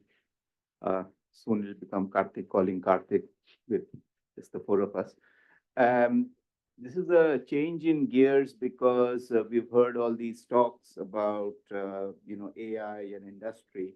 The problem with climate change is, as somebody said, it's the story of our lifetime, but it's never the story of today. And in terms of my own profession of economics, somebody once said that climate change is like the sand pit where boys play while the men are doing macro and those sorts of things. My take obviously is quite the opposite. My take is that though it's been said many times that, climate change is the most existential threat that's facing humankind today. And though there is a lot of, noise around it, there's a lot of lip service around it, I don't really see really the progress at the rate at which should happen to address this. So I would argue that economists talking about macro, economists talking about all of these issues, when we are in a sort of a climate emergency, is very much like, the Titanic is racing towards an iceberg and people are debating about the seating order of chairs on the deck. So that sounds somewhat dramatic, but that's my view of things, that this is a very, very serious problem. And I don't think that we are doing enough to avert this crisis. So I'm just going to make 4 points here, and my 4 points are fairly obvious. My first point is, of course, that India's climate is changing as the world's climate is changing. But as I will talk about in the next slide, that India is getting much warmer. The rate of warming in India, because obviously it's in the tropics, is much faster than, say, in other parts, such as the temperate latitudes. And we're also seeing many more extreme weather events. Anybody who reads newspapers doesn't need any reinforcement on this. But then again, that's what I said, it's something that's all around us, but it doesn't seem to be mapping into policy. So again, before I talk about policies in a substantive way, you hear anecdotally about trees being chopped. You hear so many things about environmental damage, which obviously is connected to climate. So my first point, I'll just show you a couple of slides. But then I also want to link, because we're talking about the economics, to the massive macroeconomic, sectoral, and local effects that climate change will have in terms of its economic impacts, in addition to obviously other dimensions like human suffering and so on. And in doing that, I will talk about just two specific areas. One is the impact of heat combined with humidity on health and on productivity of the workforce. And the second sector that I will briefly mention is agriculture. And here actually, Professor Sen and I have done some work, and I continue to do a lot of work in this area. Then lastly, my talk will just talk about the policy response as far as India is concerned. And I would argue that there are two dimensions of policy response. One is what's called mitigation, reducing greenhouse gas emissions, and adaptation. In terms of mitigation, I argue that in terms of meeting the world's goals of being climate neutral, India's targets are too far and too late, so which Americans call a dollar short, and I forget the exact phrase, but I used to remember. And as far as adaptation is concerned, stepchild is not a very politically correct term, but I would argue that this is the neglected stepchild. So basically, we all know this, that climate change is disproportionately impacting the poorer countries because most of us are in the non-temperate latitudes. There's a huge dependence on agriculture. Some of the slides that Surajit shared showed that, still we have a large proportion of our labor force in agriculture, almost 45–50% is in agriculture. And also we are poorer, so we are much more vulnerable to the impacts of climate change. I don't want to go into this slide in great detail, but all that this slide is trying to show you is the, I guess this pointer probably doesn't work well. But as you can see here, okay, it does work. So this is again, this is the sort of graphs that, climatologists talk about. And what you can really see here is a warming trend. This is for India. And you can see that the warming trend was about 0.63 degrees Celsius for the mean temperature and almost 1 degree for the max temperature. And the warming trend has accelerated, which is being shown by that. 2023 was the second warmest year since nationwide records. We started recording temperatures and so on in 1901. And 2023 was the second warmest year. And obviously, we know anecdotally what happened in Delhi and other parts during the heat wave this year. So it's in 2024 is well on track to be the hottest year ever. So again, I mean, I don't think we need, this point needs to be belabored more, that poorer countries are going to be affected more, countries like India are going to be impacted a lot, and our climate is getting warmer. I think all of these things are well understood. So just moving on, because we are in a sort of an economics panel, I don't expect you to look at all these bars, but I just wanted to throw up this number that the percentage change in GDP in 2060 compared to the sort of the no damage baseline shows, so the bar for India is the fourth from the right, okay? So you can't read it, but this is India. And this is sort of zero and these are negatives. So this is and you can see that this is the one that's lowest. These blue bands and black, I think I don't need to go into it. These are things that scientists call equilibrium climate sensitivity.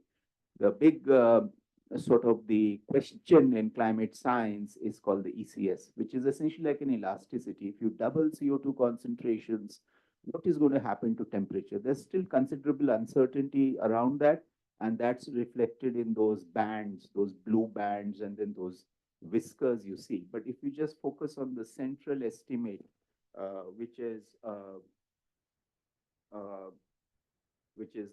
this band here, and you can see anyway, this is a number. I mean, let's say 2 to 8% of our GDP will be lost as compared to the no damage baseline.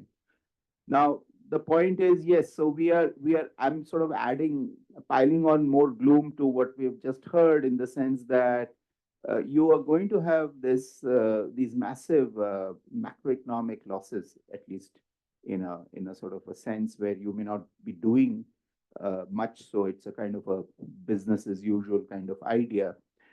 But these are very serious issues. And as far as economists are concerned, our policymakers are concerned, I personally I watch this stuff, I work in this area. For me, it's personally very frustrating that we see all this sort of lip service. You see the IMF talking about it and so on and so forth. But when you actually see things on the ground, it's quite different actually. So I'll just show you 2 slides about the 2 sectors that I just chose to illustrate that. So this is some research that I have been doing, which is, of course, following on our earlier paper with Professor Sen, where we looked at just 3 crops: rice, sorghum, and pearl millet, jowar and bajra. Here is a much wider spectrum of crops. So this is all retrospective. Given the kind of warming that has happened in India in the last 50 years, what has been the impact on yields of various crops? And you can see a lot of minus numbers there. And so we basically see that for 7 of the 10 major crops, the negative rainfall shocks are essentially deviations from the normal. So, unusually dry years and so on. And then for positive shocks, so basically these are the 2 ones that are the most adverse: too little rainfall or too much heat. And we can see that there are major impacts, and there are lots and lots of studies that do this, and you can extrapolate it into the future and also see that there are going to be huge impacts. I don't want to get into this, but the long run impacts are much higher than current literature looks at, because there's persistence in all of this. I just want to talk about heat as another example, and I think we can all anecdotally relate to it, though we are right now sitting in a very nice environment. But we went through a very, very serious, heat wave episode in Delhi and other parts of India. So, and I don't want to again get into this, but it's not simply heat, but it's the heat plus humidity, and this is what's called the wet bulb. So if you literally wrap a wet cloth around a thermometer and then take the temperature, because it's also the body's inability to lose heat through perspiration and so on.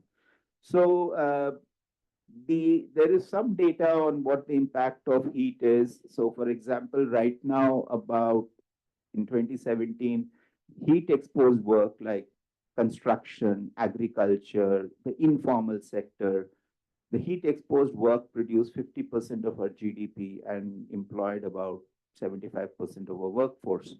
Even assuming economic growth and people doing other things, you would still find that in 2030, about 40% of our GDP will depend on heat exposed work, people working in the kinds of jobs I mentioned. And this could put up to 2.5 to 4.5% of our GDP at risk. And again, these are just numbers, but the point is that the macroeconomic consequences of climate change, the sectoral consequences of climate change in terms of its impacts on agriculture, in terms of its impacts on worker productivity, are quite stark. So then what's happening? What is it that we are doing? I mentioned in my first slide mitigation and adaptation. So India has committed to certain climate targets. And the problem with our climate targets is that India is probably an outlier in terms of committing to a net zero, a sort of a carbon neutral world by 2070. And given that even today, India is the world's third largest emitter of greenhouse gases, historical injustice and all of those things aside, that target in a global sense means that if India does not ramp up its level of ambition, uh, I don't think the world is going to meet any kind of meaningful stabilization, which is not to sidestep from important issues like justice, fairness, transfer of technology, etc. Those are points that are very well taken, are being made very eloquently by Indian negotiators, of course, not with much effect, also, one should say. But those points are valid. But I'm just trying to say, so if you really look at our national response, it's largely, so this is what we submitted. This is an updated, so these are called NDCs, by the way, nationally determined contributions. So since the world failed to agree on a top-down climate agreement, the Paris Agreement simply said, okay, let's bring things to the table, like a potluck. You bring stuff, I bring stuff. We all add it up and see, whether it's going to be sufficient. And obviously, it's not going to be sufficient, because if it were, then the problem would have just gone away. So in that kind of a framework, each country declares its NDCs and then it updates. So we submitted our revised NDCs in 2022. And the operative part of our NDCs, I just plucked these off the contribution, is so you probably can't, well, probably is not the right word. You certainly can't read it, but there are these 5 things that we said in our NDCs, and just to read them out for you very quickly. The first thing we said was something called life. So we said that we will have lifestyle for environment, whatever that may mean.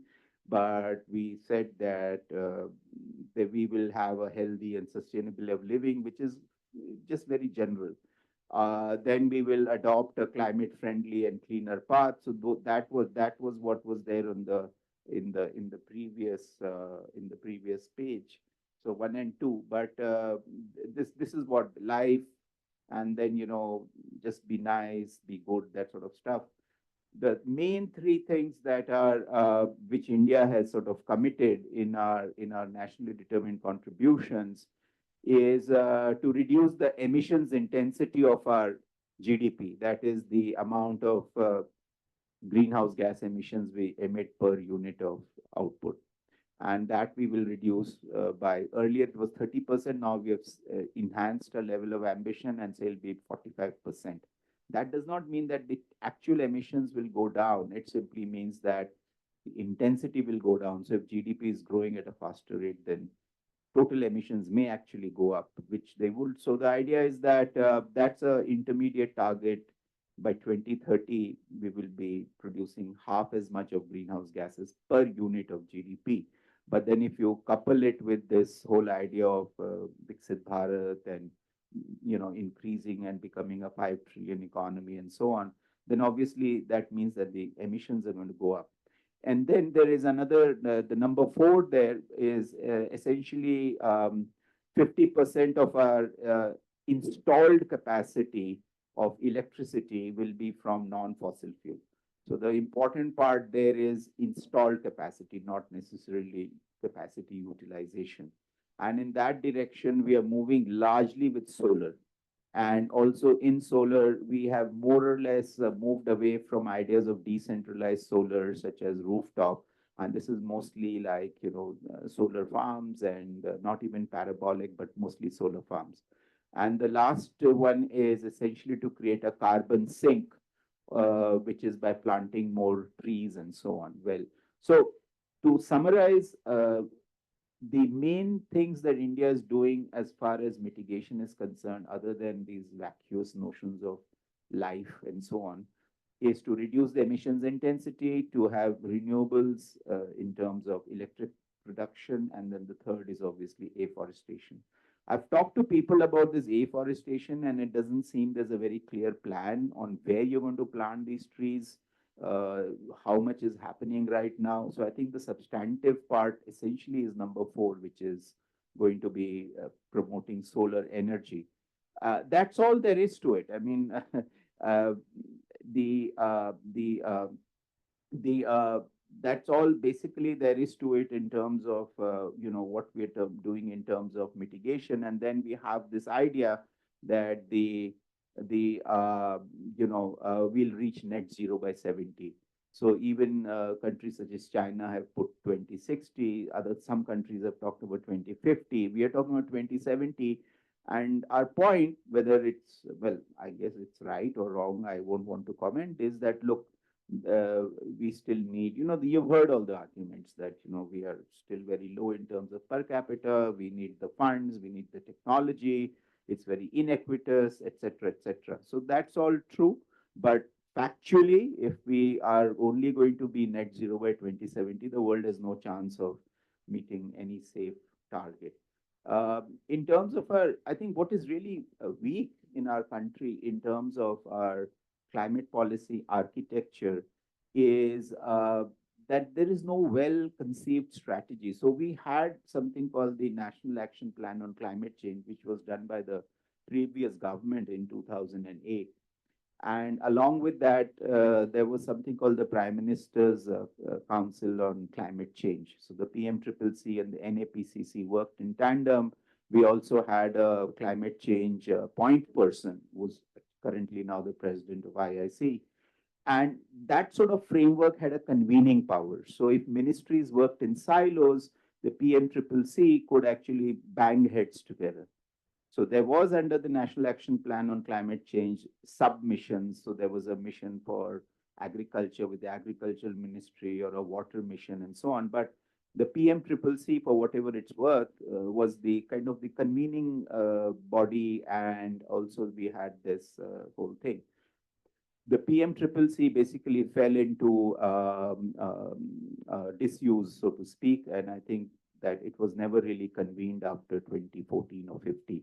So in this present regime, there has really been no thing. So my assessment of, and also we don't have a national action plan on adaptation. I haven't talked about adaptation, but adaptation is also again something that is really not in the policy discourse in any meaningful sense. There are talks about state action plans on climate change, or various things are being talked. The whole challenge, as I started saying, in climate change is to separate the sort of the substance from the form. You do see a lot of talk, but in terms of substance, it's very, very difficult to find, particularly in terms of adaptation, which is really important in terms of climate proofing our economy. So I'll just conclude by this particular slide, which is that, and so these are the sort of my assessment. Well, there are other people who have said this, but I'm citing them obviously because I agree with them. Is that the climate policy architecture in the current regime is characterized by centralized decision making. And things like the PM Council on Climate Change have become defunct. So it's a very top-down, centralized way of trying to do certain specific climate actions. So in terms of cooperative federalism, in terms of a decentralized response, there's not much that is happening. It's sporadic. Much of it is form and not content. And so the idea is that though the PMO and all continues to be, doing stuff, the institutional structure is weak. The ability to break out of silos is very weak. Our thinking about adaptation is very rudimentary in terms of having no overall national adaptation plan and so on and so forth.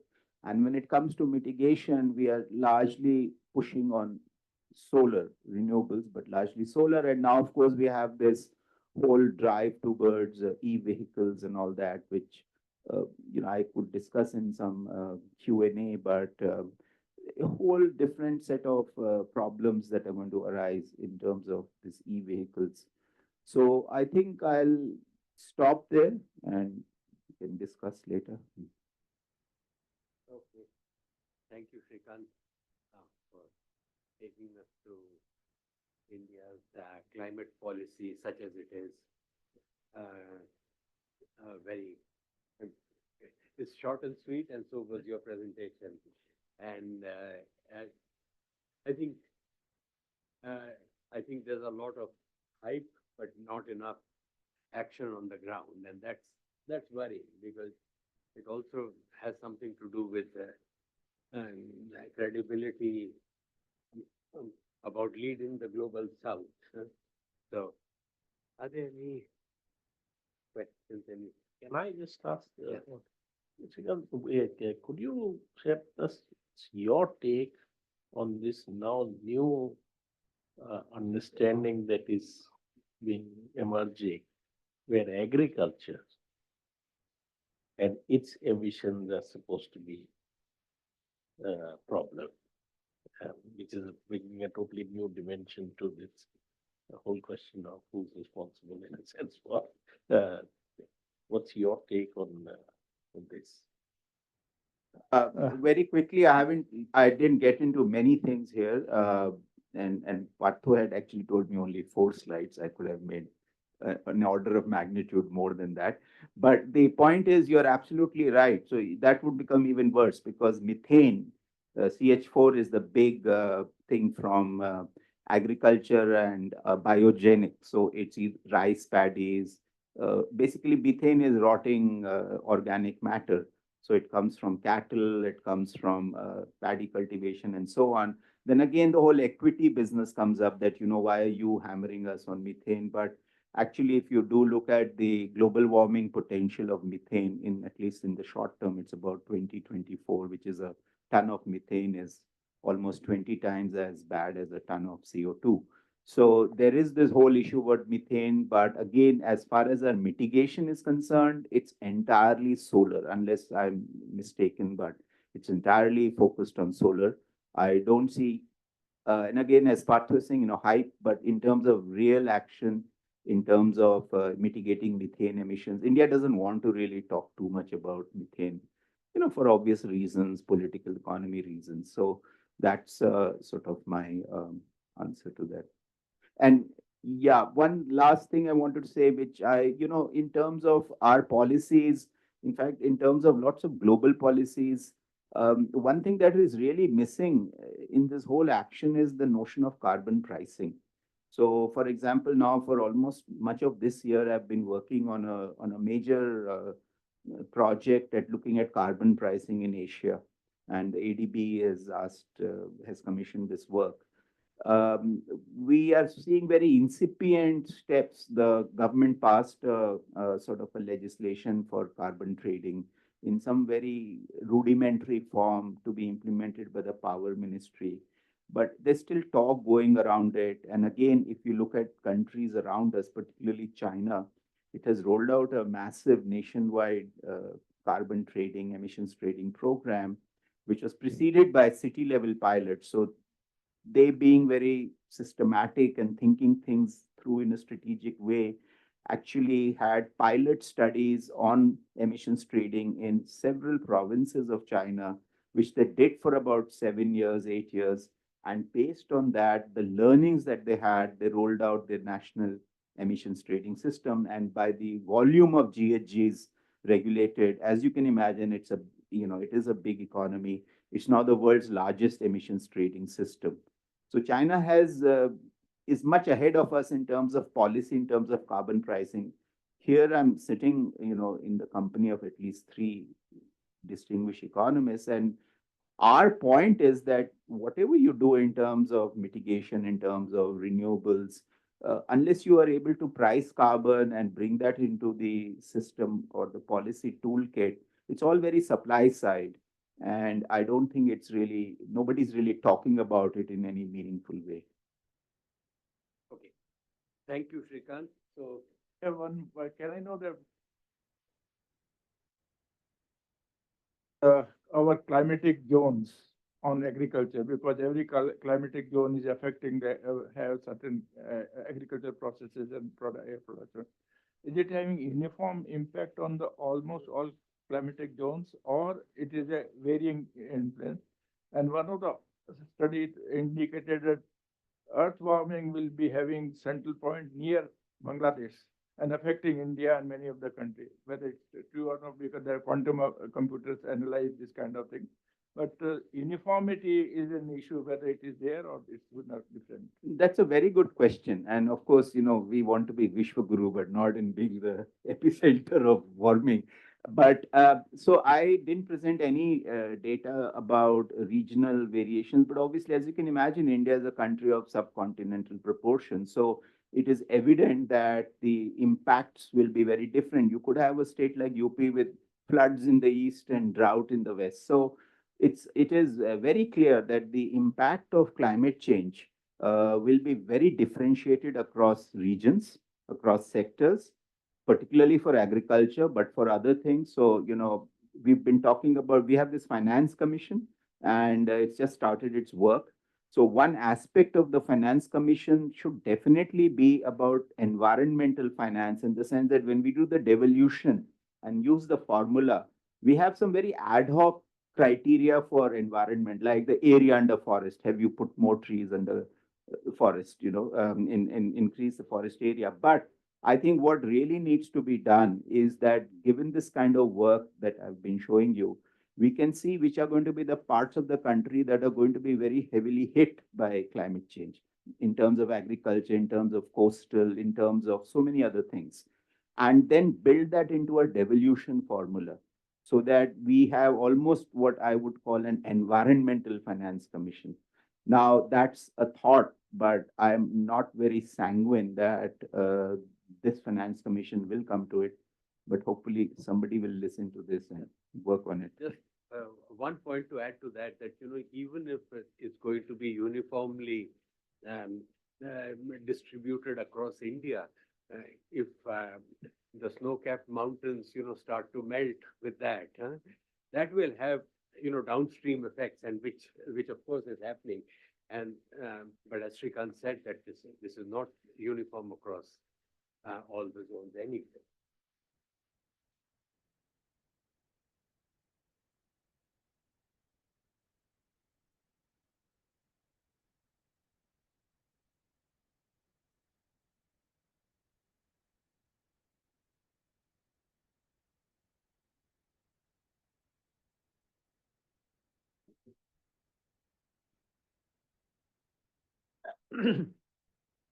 Good afternoon, everyone.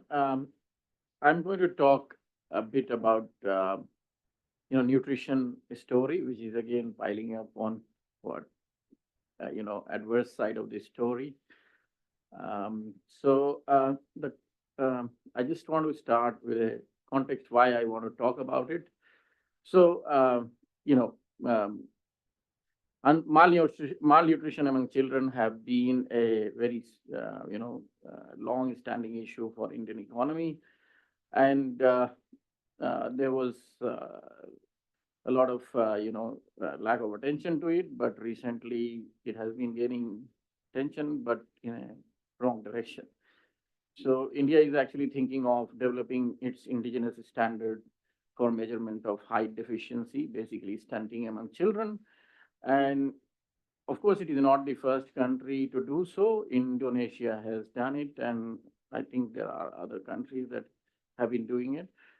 So, and the idea actually emerges from the logic that was given by Arvind Paragaria in his paper in EPW in 2013, where he said that low rate of infant mortality that is India having at that time, it doesn't augur well with the high level of stunting that India has, and it indicates some sort of, wrong reference period being picked up for measuring height among Indian children. So his argument was that Indian children may be genetically dispossessed for lower heights. And when we discussed all these, it was happening disregarding all the information regarding wasting, or weight faltering child's weight, which was actually in which we were actually topping the world. throughout the period for which we have the data from early 2000s and so on. And this may have, and ignoring this may have, ignoring of this fact that we had the highest prevalence of wasting may have some bearing on the policy response that we actually think about, even attaining proper child heights. So this is major surveys that happened in India. So, I mean, there were previous 2 surveys, but just to keep this in line with the international statistics that we get from early 2000s. So you can see that we have reduced stunting barely by, 1 percentage point every year, and wasting has remained where it was from early 2000s, and this is topping the list. India is doing worse than Sudan, Yemen, and countries like that in that process. And I'm not going to talk about underweight, but this stunting is basically shortness of height for a given age. Wasting is basically lack of body mass for a given height, and underweight is lack of weight for a given age, which is basically composite of the other 2 indicators, stunting and wasting. So I'm not going to talk about underweight because implications of underweight is quite clear when you talk about stunting and wasting. And one more clarificatory remark that I would like to make about stunting and wasting is that stunting is a chronic or long-term kind of measure of malnutrition, because heights do not change very frequently, but wasting is a kind of acute or very transient measure of malnutrition, because heights of children can change very frequently because of exposure to nutritional deficiency or some sort of nutritional crisis or infection and so on. So standard measure that every country does is through the reference point that WHO has done a survey in 2006, which has a kind of data from well-nourished and well fed children, breastfed children from many developing and developed countries across the world. And it has about 8,000, a little more than 8,000 children. And if any child does not, go or remains below the 3rd percentile of that measure, then, the child is supposed to be malnourished, either in case of height for age, which is idea of stunting, and in wasting or weight shortage in weight, and underweight. So what are the stylized fact about India's performance regarding child nutrition? So if we look at the infant mortality, which is actually so the red dots that are hidden behind the yellow, green and blue dots, and green and blue dots are basically, sub-Saharan African countries, and blue dots are remaining countries. And India's red dots are hidden across the average or average line. And you can clearly see that India is doing quite well in comparison to international standards, given the per capita levels of performance for Indian economy. So infant mortality is so far so good. Stunting, if you can see, the red dots are coming closer to the average line, which means that India is slowly closing the gap compared to its peer group of countries. So as we saw, stunting was reducing across the survey years. So this is what is being shown. But when you come to the wasting, India is definitely an outlying country. And it does not matter whenever you measure, it is certainly above 15% mark. And we have not moved from there. And on an average, it is far from the average, line of per capita performance levels in terms of GDP. So just to compare a little bit more in a disaggregated manner, if you see, India has definitely, clear advantage in terms of saving lives of the kids. Infant mortality rate is lower than, on an average in sub-Saharan African countries. So, this fact, then you have stunting where India is, little bit worse than sub-Saharan African countries. But if you had looked at the past data, you would have seen that India is doing worse. So India has been able to close some gap in this regard. But as soon as we come to wasting, even it's not just about the average performance of the India, almost all states are doing worse than sub-Saharan African countries. So it's not an isolated example of, on an average India or some states pulling Indian average, and doing worse, but it is across the board. And this is just to give you one more clearer idea about that.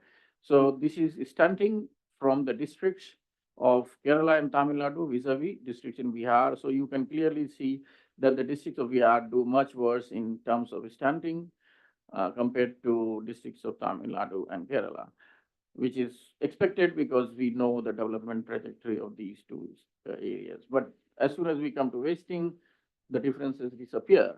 So wasting is almost nearly equal.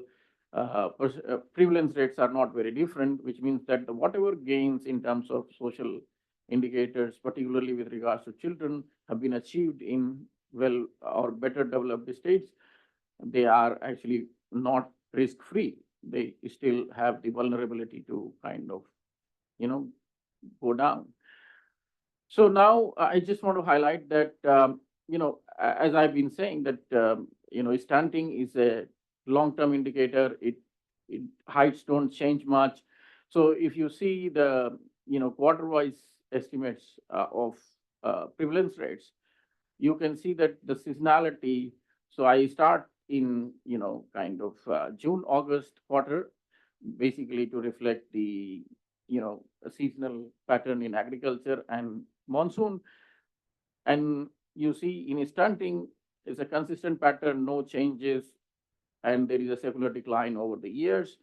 But the moment you come in wasting, you see that there is a cyclical kind of round the year seasonality, which means that the wasting is highest in the monsoon quarter, then it kind of goes down a little bit, and then it reduces and reaches minimum in December, February quarter, and again, it kind of starts ramping up, which means that weights are changing very frequently across the year for the children, but we measure weight only at one point of time in a year whenever that survey happens. So we don't track the child's weight across the season within a year, but only once. So these NFHS surveys, they take the height and weight only once. But what, as you can see, weight is unreliable. Estimates can come because you are measuring weight only once and you don't have a reliable measure of weight when you don't repeat the measurements. And one child may be wasted in one quarter and may not be wasted in another quarter. And then you may end up underestimating. In fact, and just to give you an idea about stunting and wasting across the months of the child's age. So these months are quoted in every 3-month interval. So you can see that the wasting is highest in earlier 4 quarters, which is nearly 12 months or so, and then stunting starts ramping up and reaches its peak by the second year, and then it remains quite stable, and there is a slight decline, very small decline, but the wasting stabilizes after third year of the children's age. So which means that it kind of puts an idea that the initial high levels of wasting can translate into later years of stunting, which we will come to a little later in scientific literature. So I have already made very clear the patterns, but still just for summary. So India has done well in infant mortality rate despite very high risk factors of stunting and wasting, which is commendable.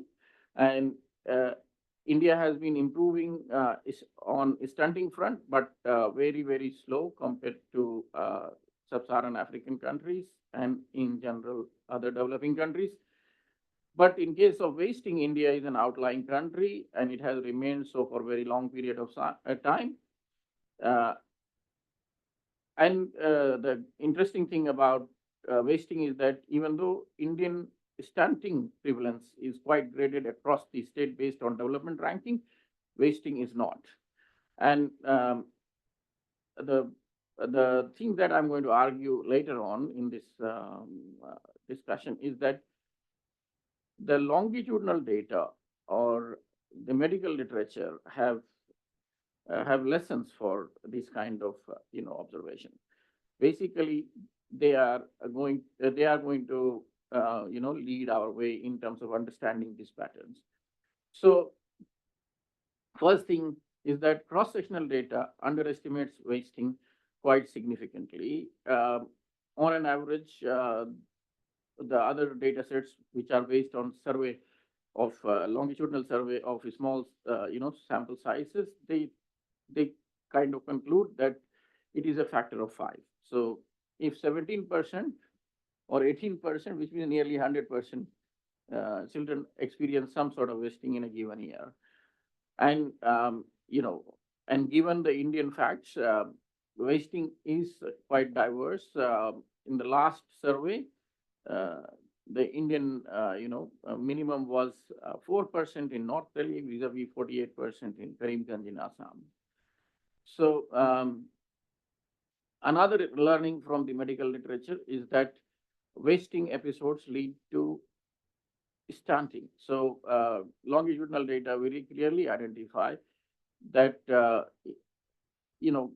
stunting may be a biological response to earlier episodes of wasting, because when child is not able to gain weight within a short span of time after the experience of wasting, then only way for child to come into equilibrium or homeostasis is that a child has to reduce in height in order to become in balance with the weight. And these kind of studies from Gambia shows that the odds of being stunted increased by 3.2 times, because of the experience of wasting. So it is very clear that occurrence of wasting causes idea of stunting in later stages. So, these are just the detail of that. I am not going to repeat those kind of. So in case of India, stunting improved, but at a very glacial speed. So the idea is that without addressing wasting, scope of improving stunting seems to be very, very low. And the thing is that even if the policy calculus is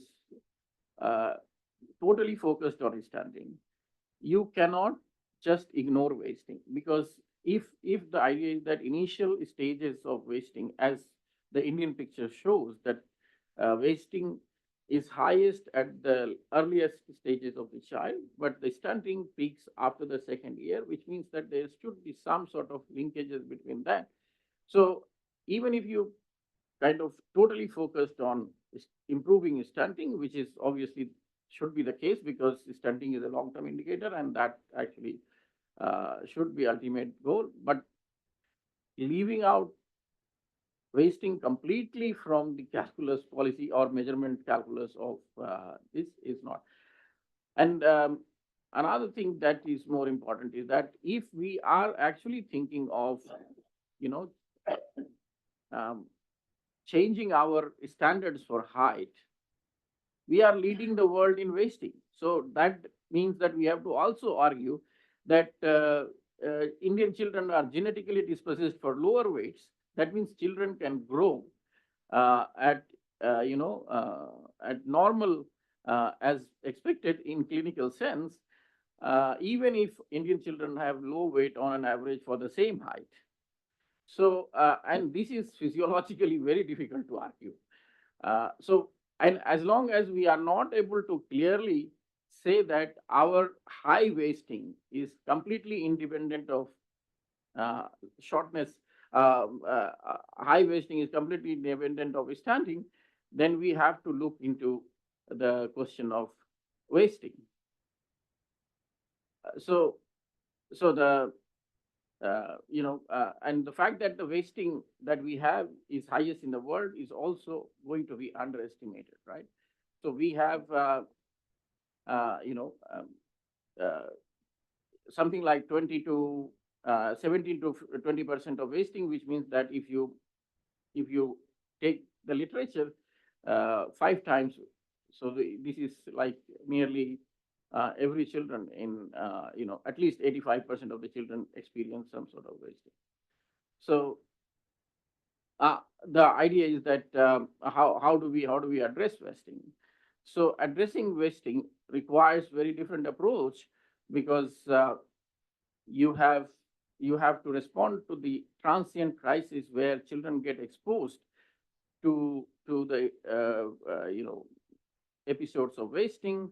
For example, when you have flood, the children are the first to get affected, but our response during the disasters is not obviously focused on children, and we just uh, because Poshan Abhiyan that is already running has a secular intervention. ICDS has a secular intervention. It doesn't have any component where it can, allocate resources based on the crisis. So, and if, for example, if we had this kind of picture of wasting in our policy calculus, our response to COVID when school closure happened would have been very, very different. Our objective would have been how to get the food to the kids when the school is closed, but that was not our major focus. Uh, so, um, you know, um, I don't know how I'm going, but time wise.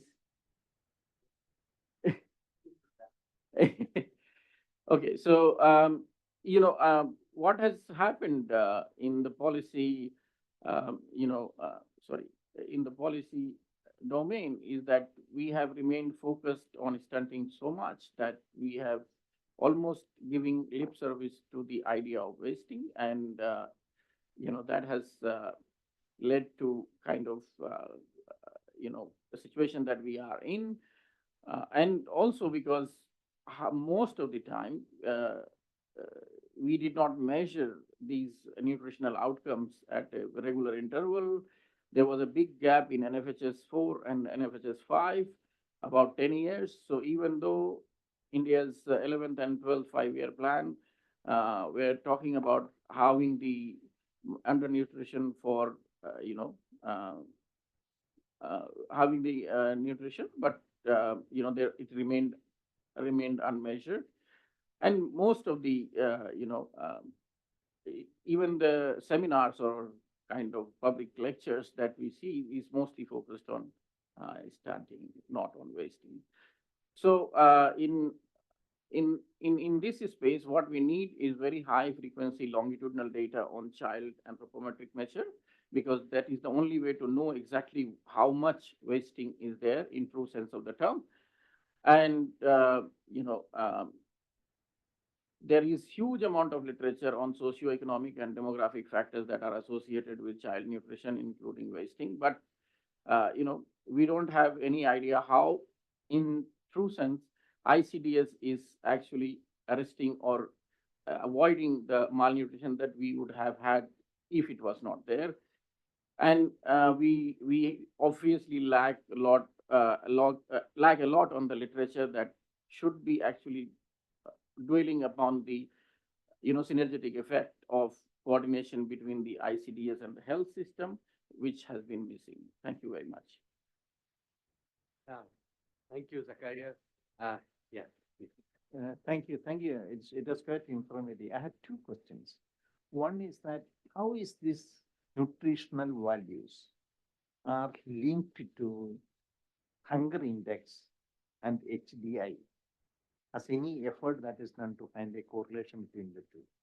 Second one is that it's based on my vast experience in African countries, especially in many of the poor African countries, we find that many of the poor countries and the poor families, people are very tall. This I found very, unbelievably true.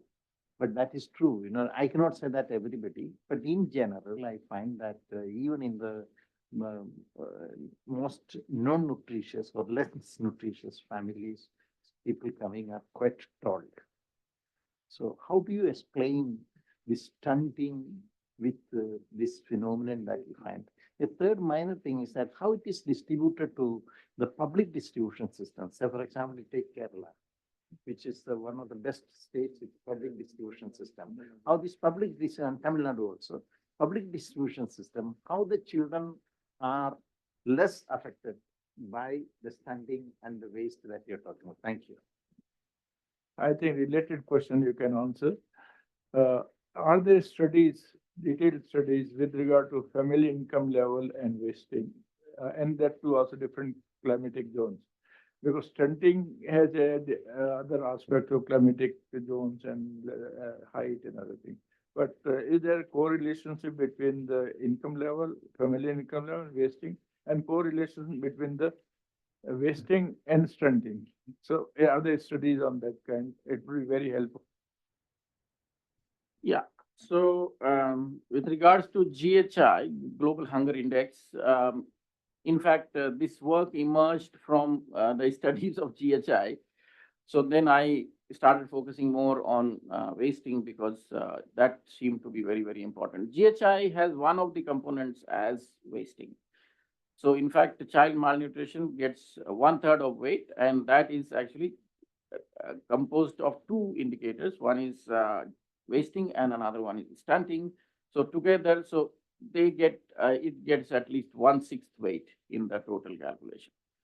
And regarding the quite tall in Africa, actually this is the effect, we call it scarring versus selection effect, in the sense that when children who are actually at the risk are saved from dying, obviously that population will have lower heights, because those children who were supposed to be at very high risk, they were saved, as it has happened in India, because India's mortality is quite low. But in Africa, obviously, we could not save those children. So the selected amount of children who were left after those children who were at high risk, obviously their average heights will go up, right? Because Can I intervene 1 minute? Yeah. See, basically, what is the, do you have any correlation between the poverty? It's a different way of asking the question. I'm going to Poverty and stunting. Yeah. Because the poverty countries, what you find is that are not the countries where you find people are not are of less height. So that's why I said, is there any sophisticated statistical analysis done, and what is the level of confidence with which we can do that? Okay.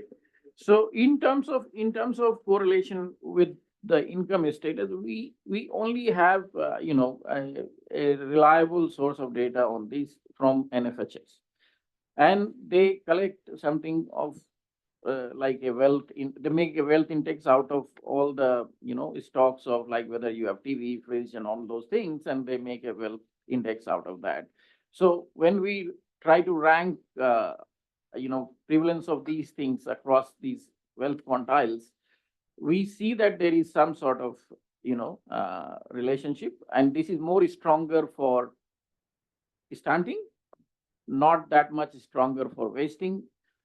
Just as you saw in case of states like Kerala, Tamil Nadu, having very, very similar wasting rate as Bihar, but in case of so we find that wasting is not that strongly related to income or wealth, economic status in general, because we don't have any idea about income.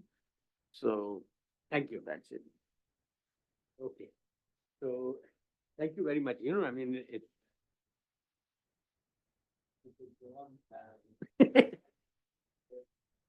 just it deserves it. Okay, so I will try. Shreekant had 4 slides which he described over 20 minutes. I have 40 slides, which I will talk over only 10 minutes. So just to, literally and metaphorically whet your appetite. So, yeah, but my functioning as the chair of this session is both stunted and wasted. So, so this is, related to what Shreekant said, and although it may look different from what he's been saying, it's, I'm actually not taking a position which is very different from what he said. So climate change is an existential issue, which he already talked about. But what I'm going to talk about is that EU has proposed a border carbon adjustment mechanism, which is going, so, it says that this is climate change is bad. We are going to price carbon, and in Europe, of course, they have jurisdiction only in Europe. So like Shreekant said that, you have a carbon market. And so therefore the price of producing steel and cement, etc., goes up in Europe. So to nullify the loss of competitiveness, they would put tariffs on import of steel. 6 commodities they've identified on import from other countries who do not price carbon the way the Europeans do. So we'll tax import from countries that price carbon lower than EU. So it has this twin objective of it will help EU reduce emissions and world emissions. Okay, and of course the elephant in the room is that it helps restore EU's competitiveness. So there are 2 kinds of problems I want to, and three problems. One is that it is completely inequitable. Okay. Then there is the problem of measurement. So, even if we ignore the issue of equity, there is the problem of measurement. And then the third thing is that even if you could measure it, is it compatible with international law, with the WTO law? Okay, so the first thing is it's inequitable for the poorer countries because the poorer countries did not create the climate problem. It's the stock of carbon in the atmosphere. It's not the flow of carbon. So, Shreekant talked about India being the 3rd largest emitter, but climate change is about stocks of this thing. So therefore, we did not create the problem. Okay, even China, which has industrialized and has, if you like, recently put a lot of carbon in the atmosphere compared to the EU and the US, it's really a very small player. So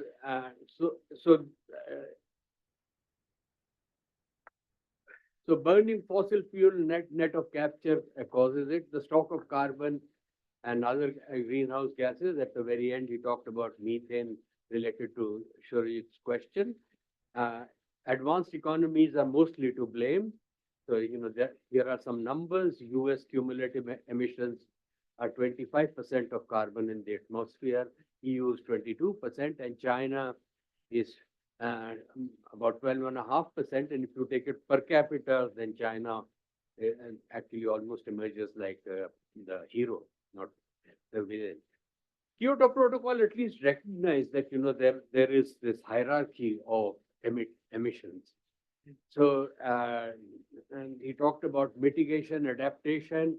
Mitigation is based on a price of carbon. So whether there's a carbon market or not, mitigation has something to do with the price of carbon. And most models will say that there is a global price of carbon. After all, climate change is a global problem. Whether you burn a kilogram of or 1 ton of carbon in Delhi or in New York, it affects climate change exactly the same way. So it's a global externality, and a global public bad, and so therefore you need a global price to fix that. So he's already talked about sinks and loss and damage. No, not loss and damage that much. So there is some literature. I just flagged something, economics literature, that how does this work that when there are equity issues? Jeffrey Heel and Graciela Chichelinski first flagged it in 1994, Sandmo a little later, and this is Kathleen Schubert and Diotum.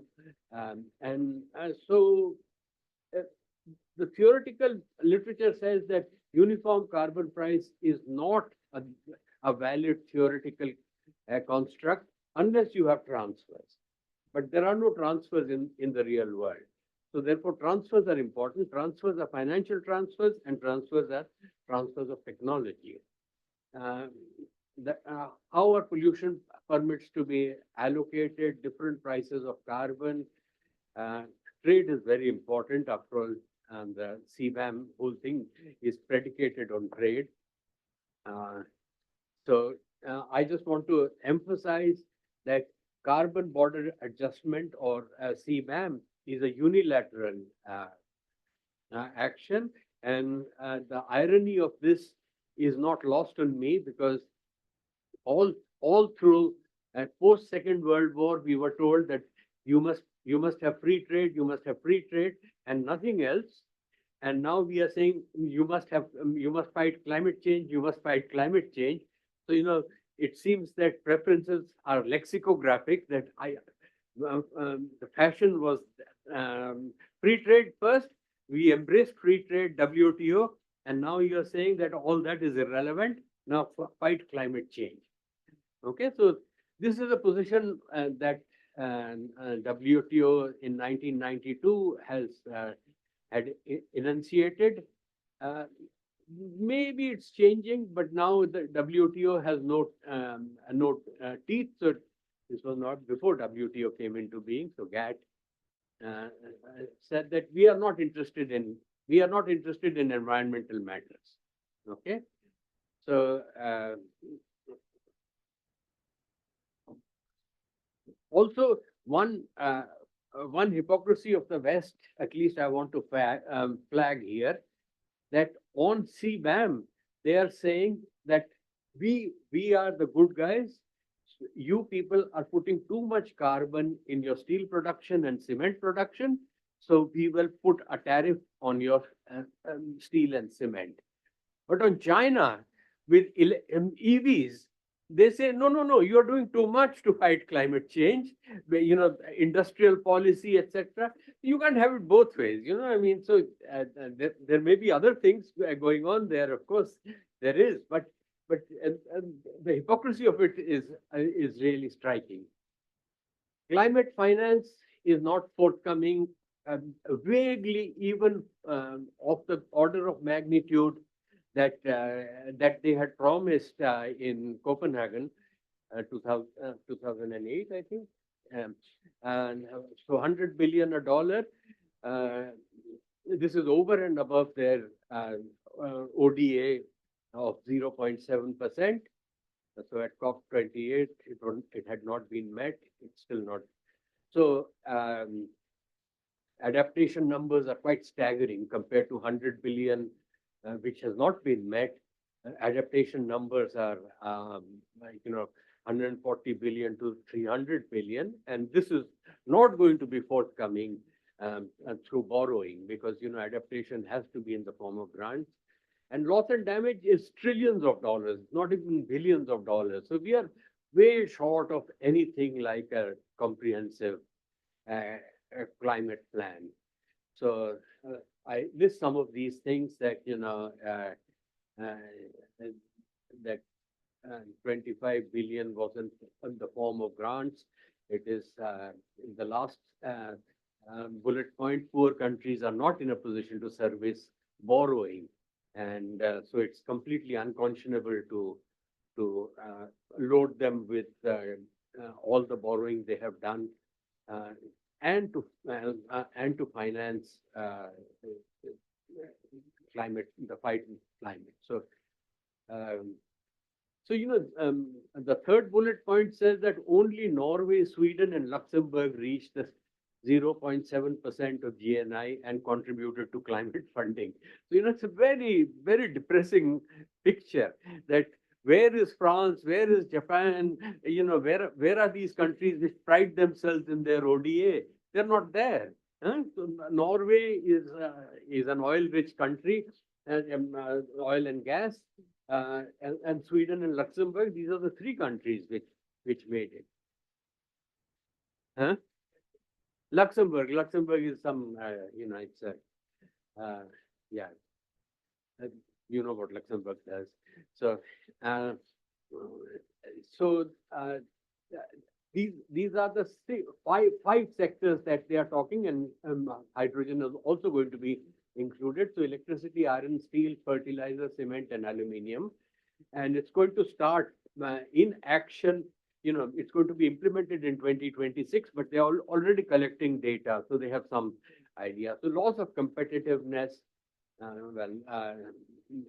That's what the Europeans are trying to fix. So the idea is that environmental regulation makes footloose polluting industries move to countries with lower regulation, and you want to prevent that. So, so to reduce emissions, a commitment to reduce emissions, from 55% European emissions from 55% between 1990, and 2030. So about 30% has already been achieved. So they're doing well. It's not, but EU does not want to lose competitiveness. So, the two things I highlighted, the CBAM and Chinese EVs, competitiveness is behind the thing, although they will not admit to that openly. So, and to make targeted countries fall. So this is what it's about. Carbon leakage relocates production. So either it changes the product mix within the period, or it relocates physically industry over a period of time. And CBAM seeks to remove this. Now the question is that how do you design it? So there are all countries included? So sectoral caps, national emission caps. Which emissions to include? Direct emissions. So the emissions in steel, or indirect emissions, the electricity which has gone into producing steel, or indirect emissions, further indirect emissions, like how much carbon went into producing the machines which produces steel. So these are not trivial issues at all. And the other question, which I'm not going to emphasize here, is a very big thing. How do you measure carbon? That means that you are the exporter. You have to tell me what your entire industrial layout is. But will the Americans do that if we ask them for their industrial plans? Huh? So there is this asymmetry there. This is Nordhaus. A lot of people like this Nordhaus climate club. That's why I put it there. I don't.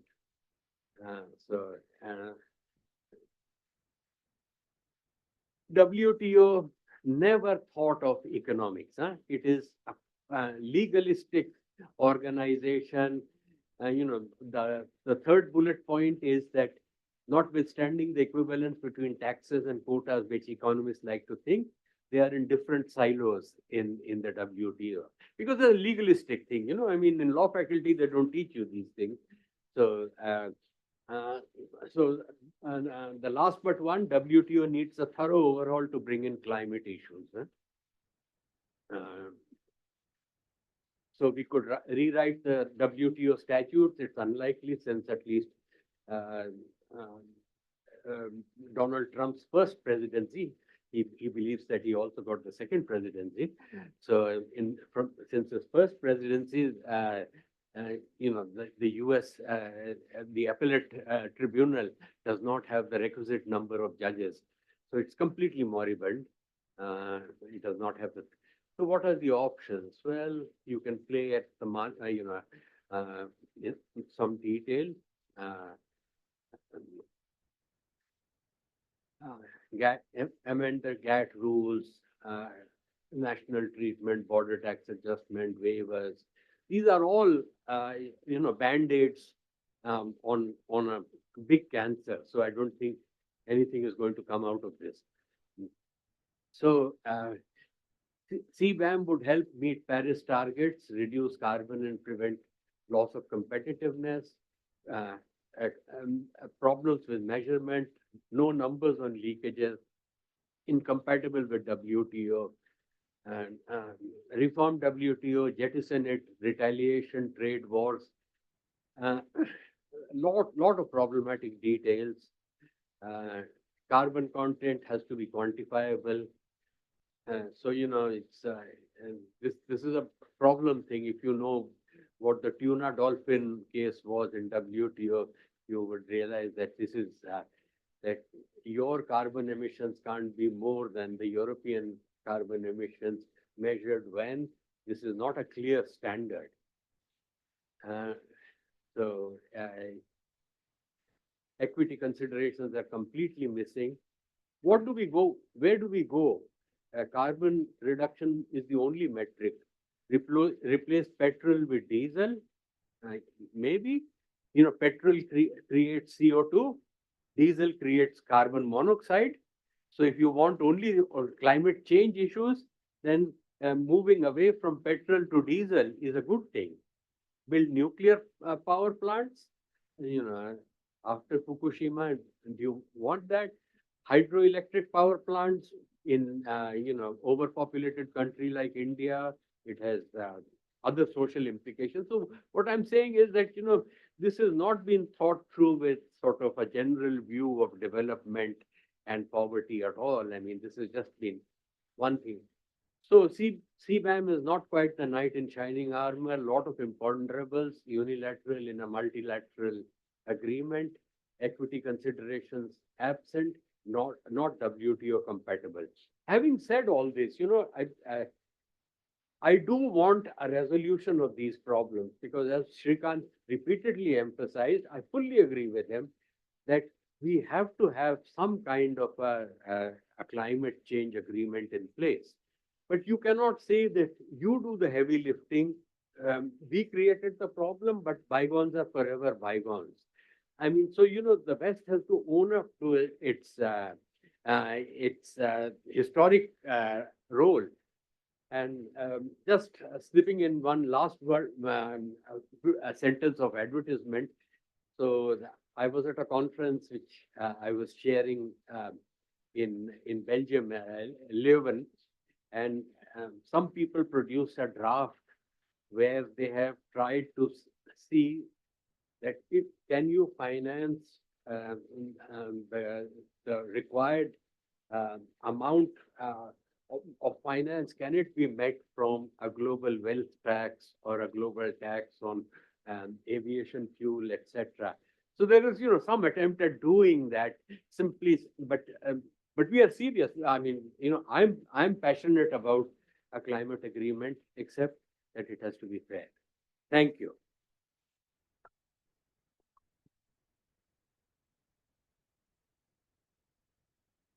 Everyone wants to have dinner. Any study has been done on the impact of climate change over a period of industrialization, first, second, and third industrialization which took place. And these countries were doing almost all kind of pollution during that period. If historical data are being taken, the cause for our climate change and our earth warming would be mostly attributed to the earlier period of industrialization, which you already iniquitous. So finance, the SDG, when we are talking it, I think financing has to be really coming on.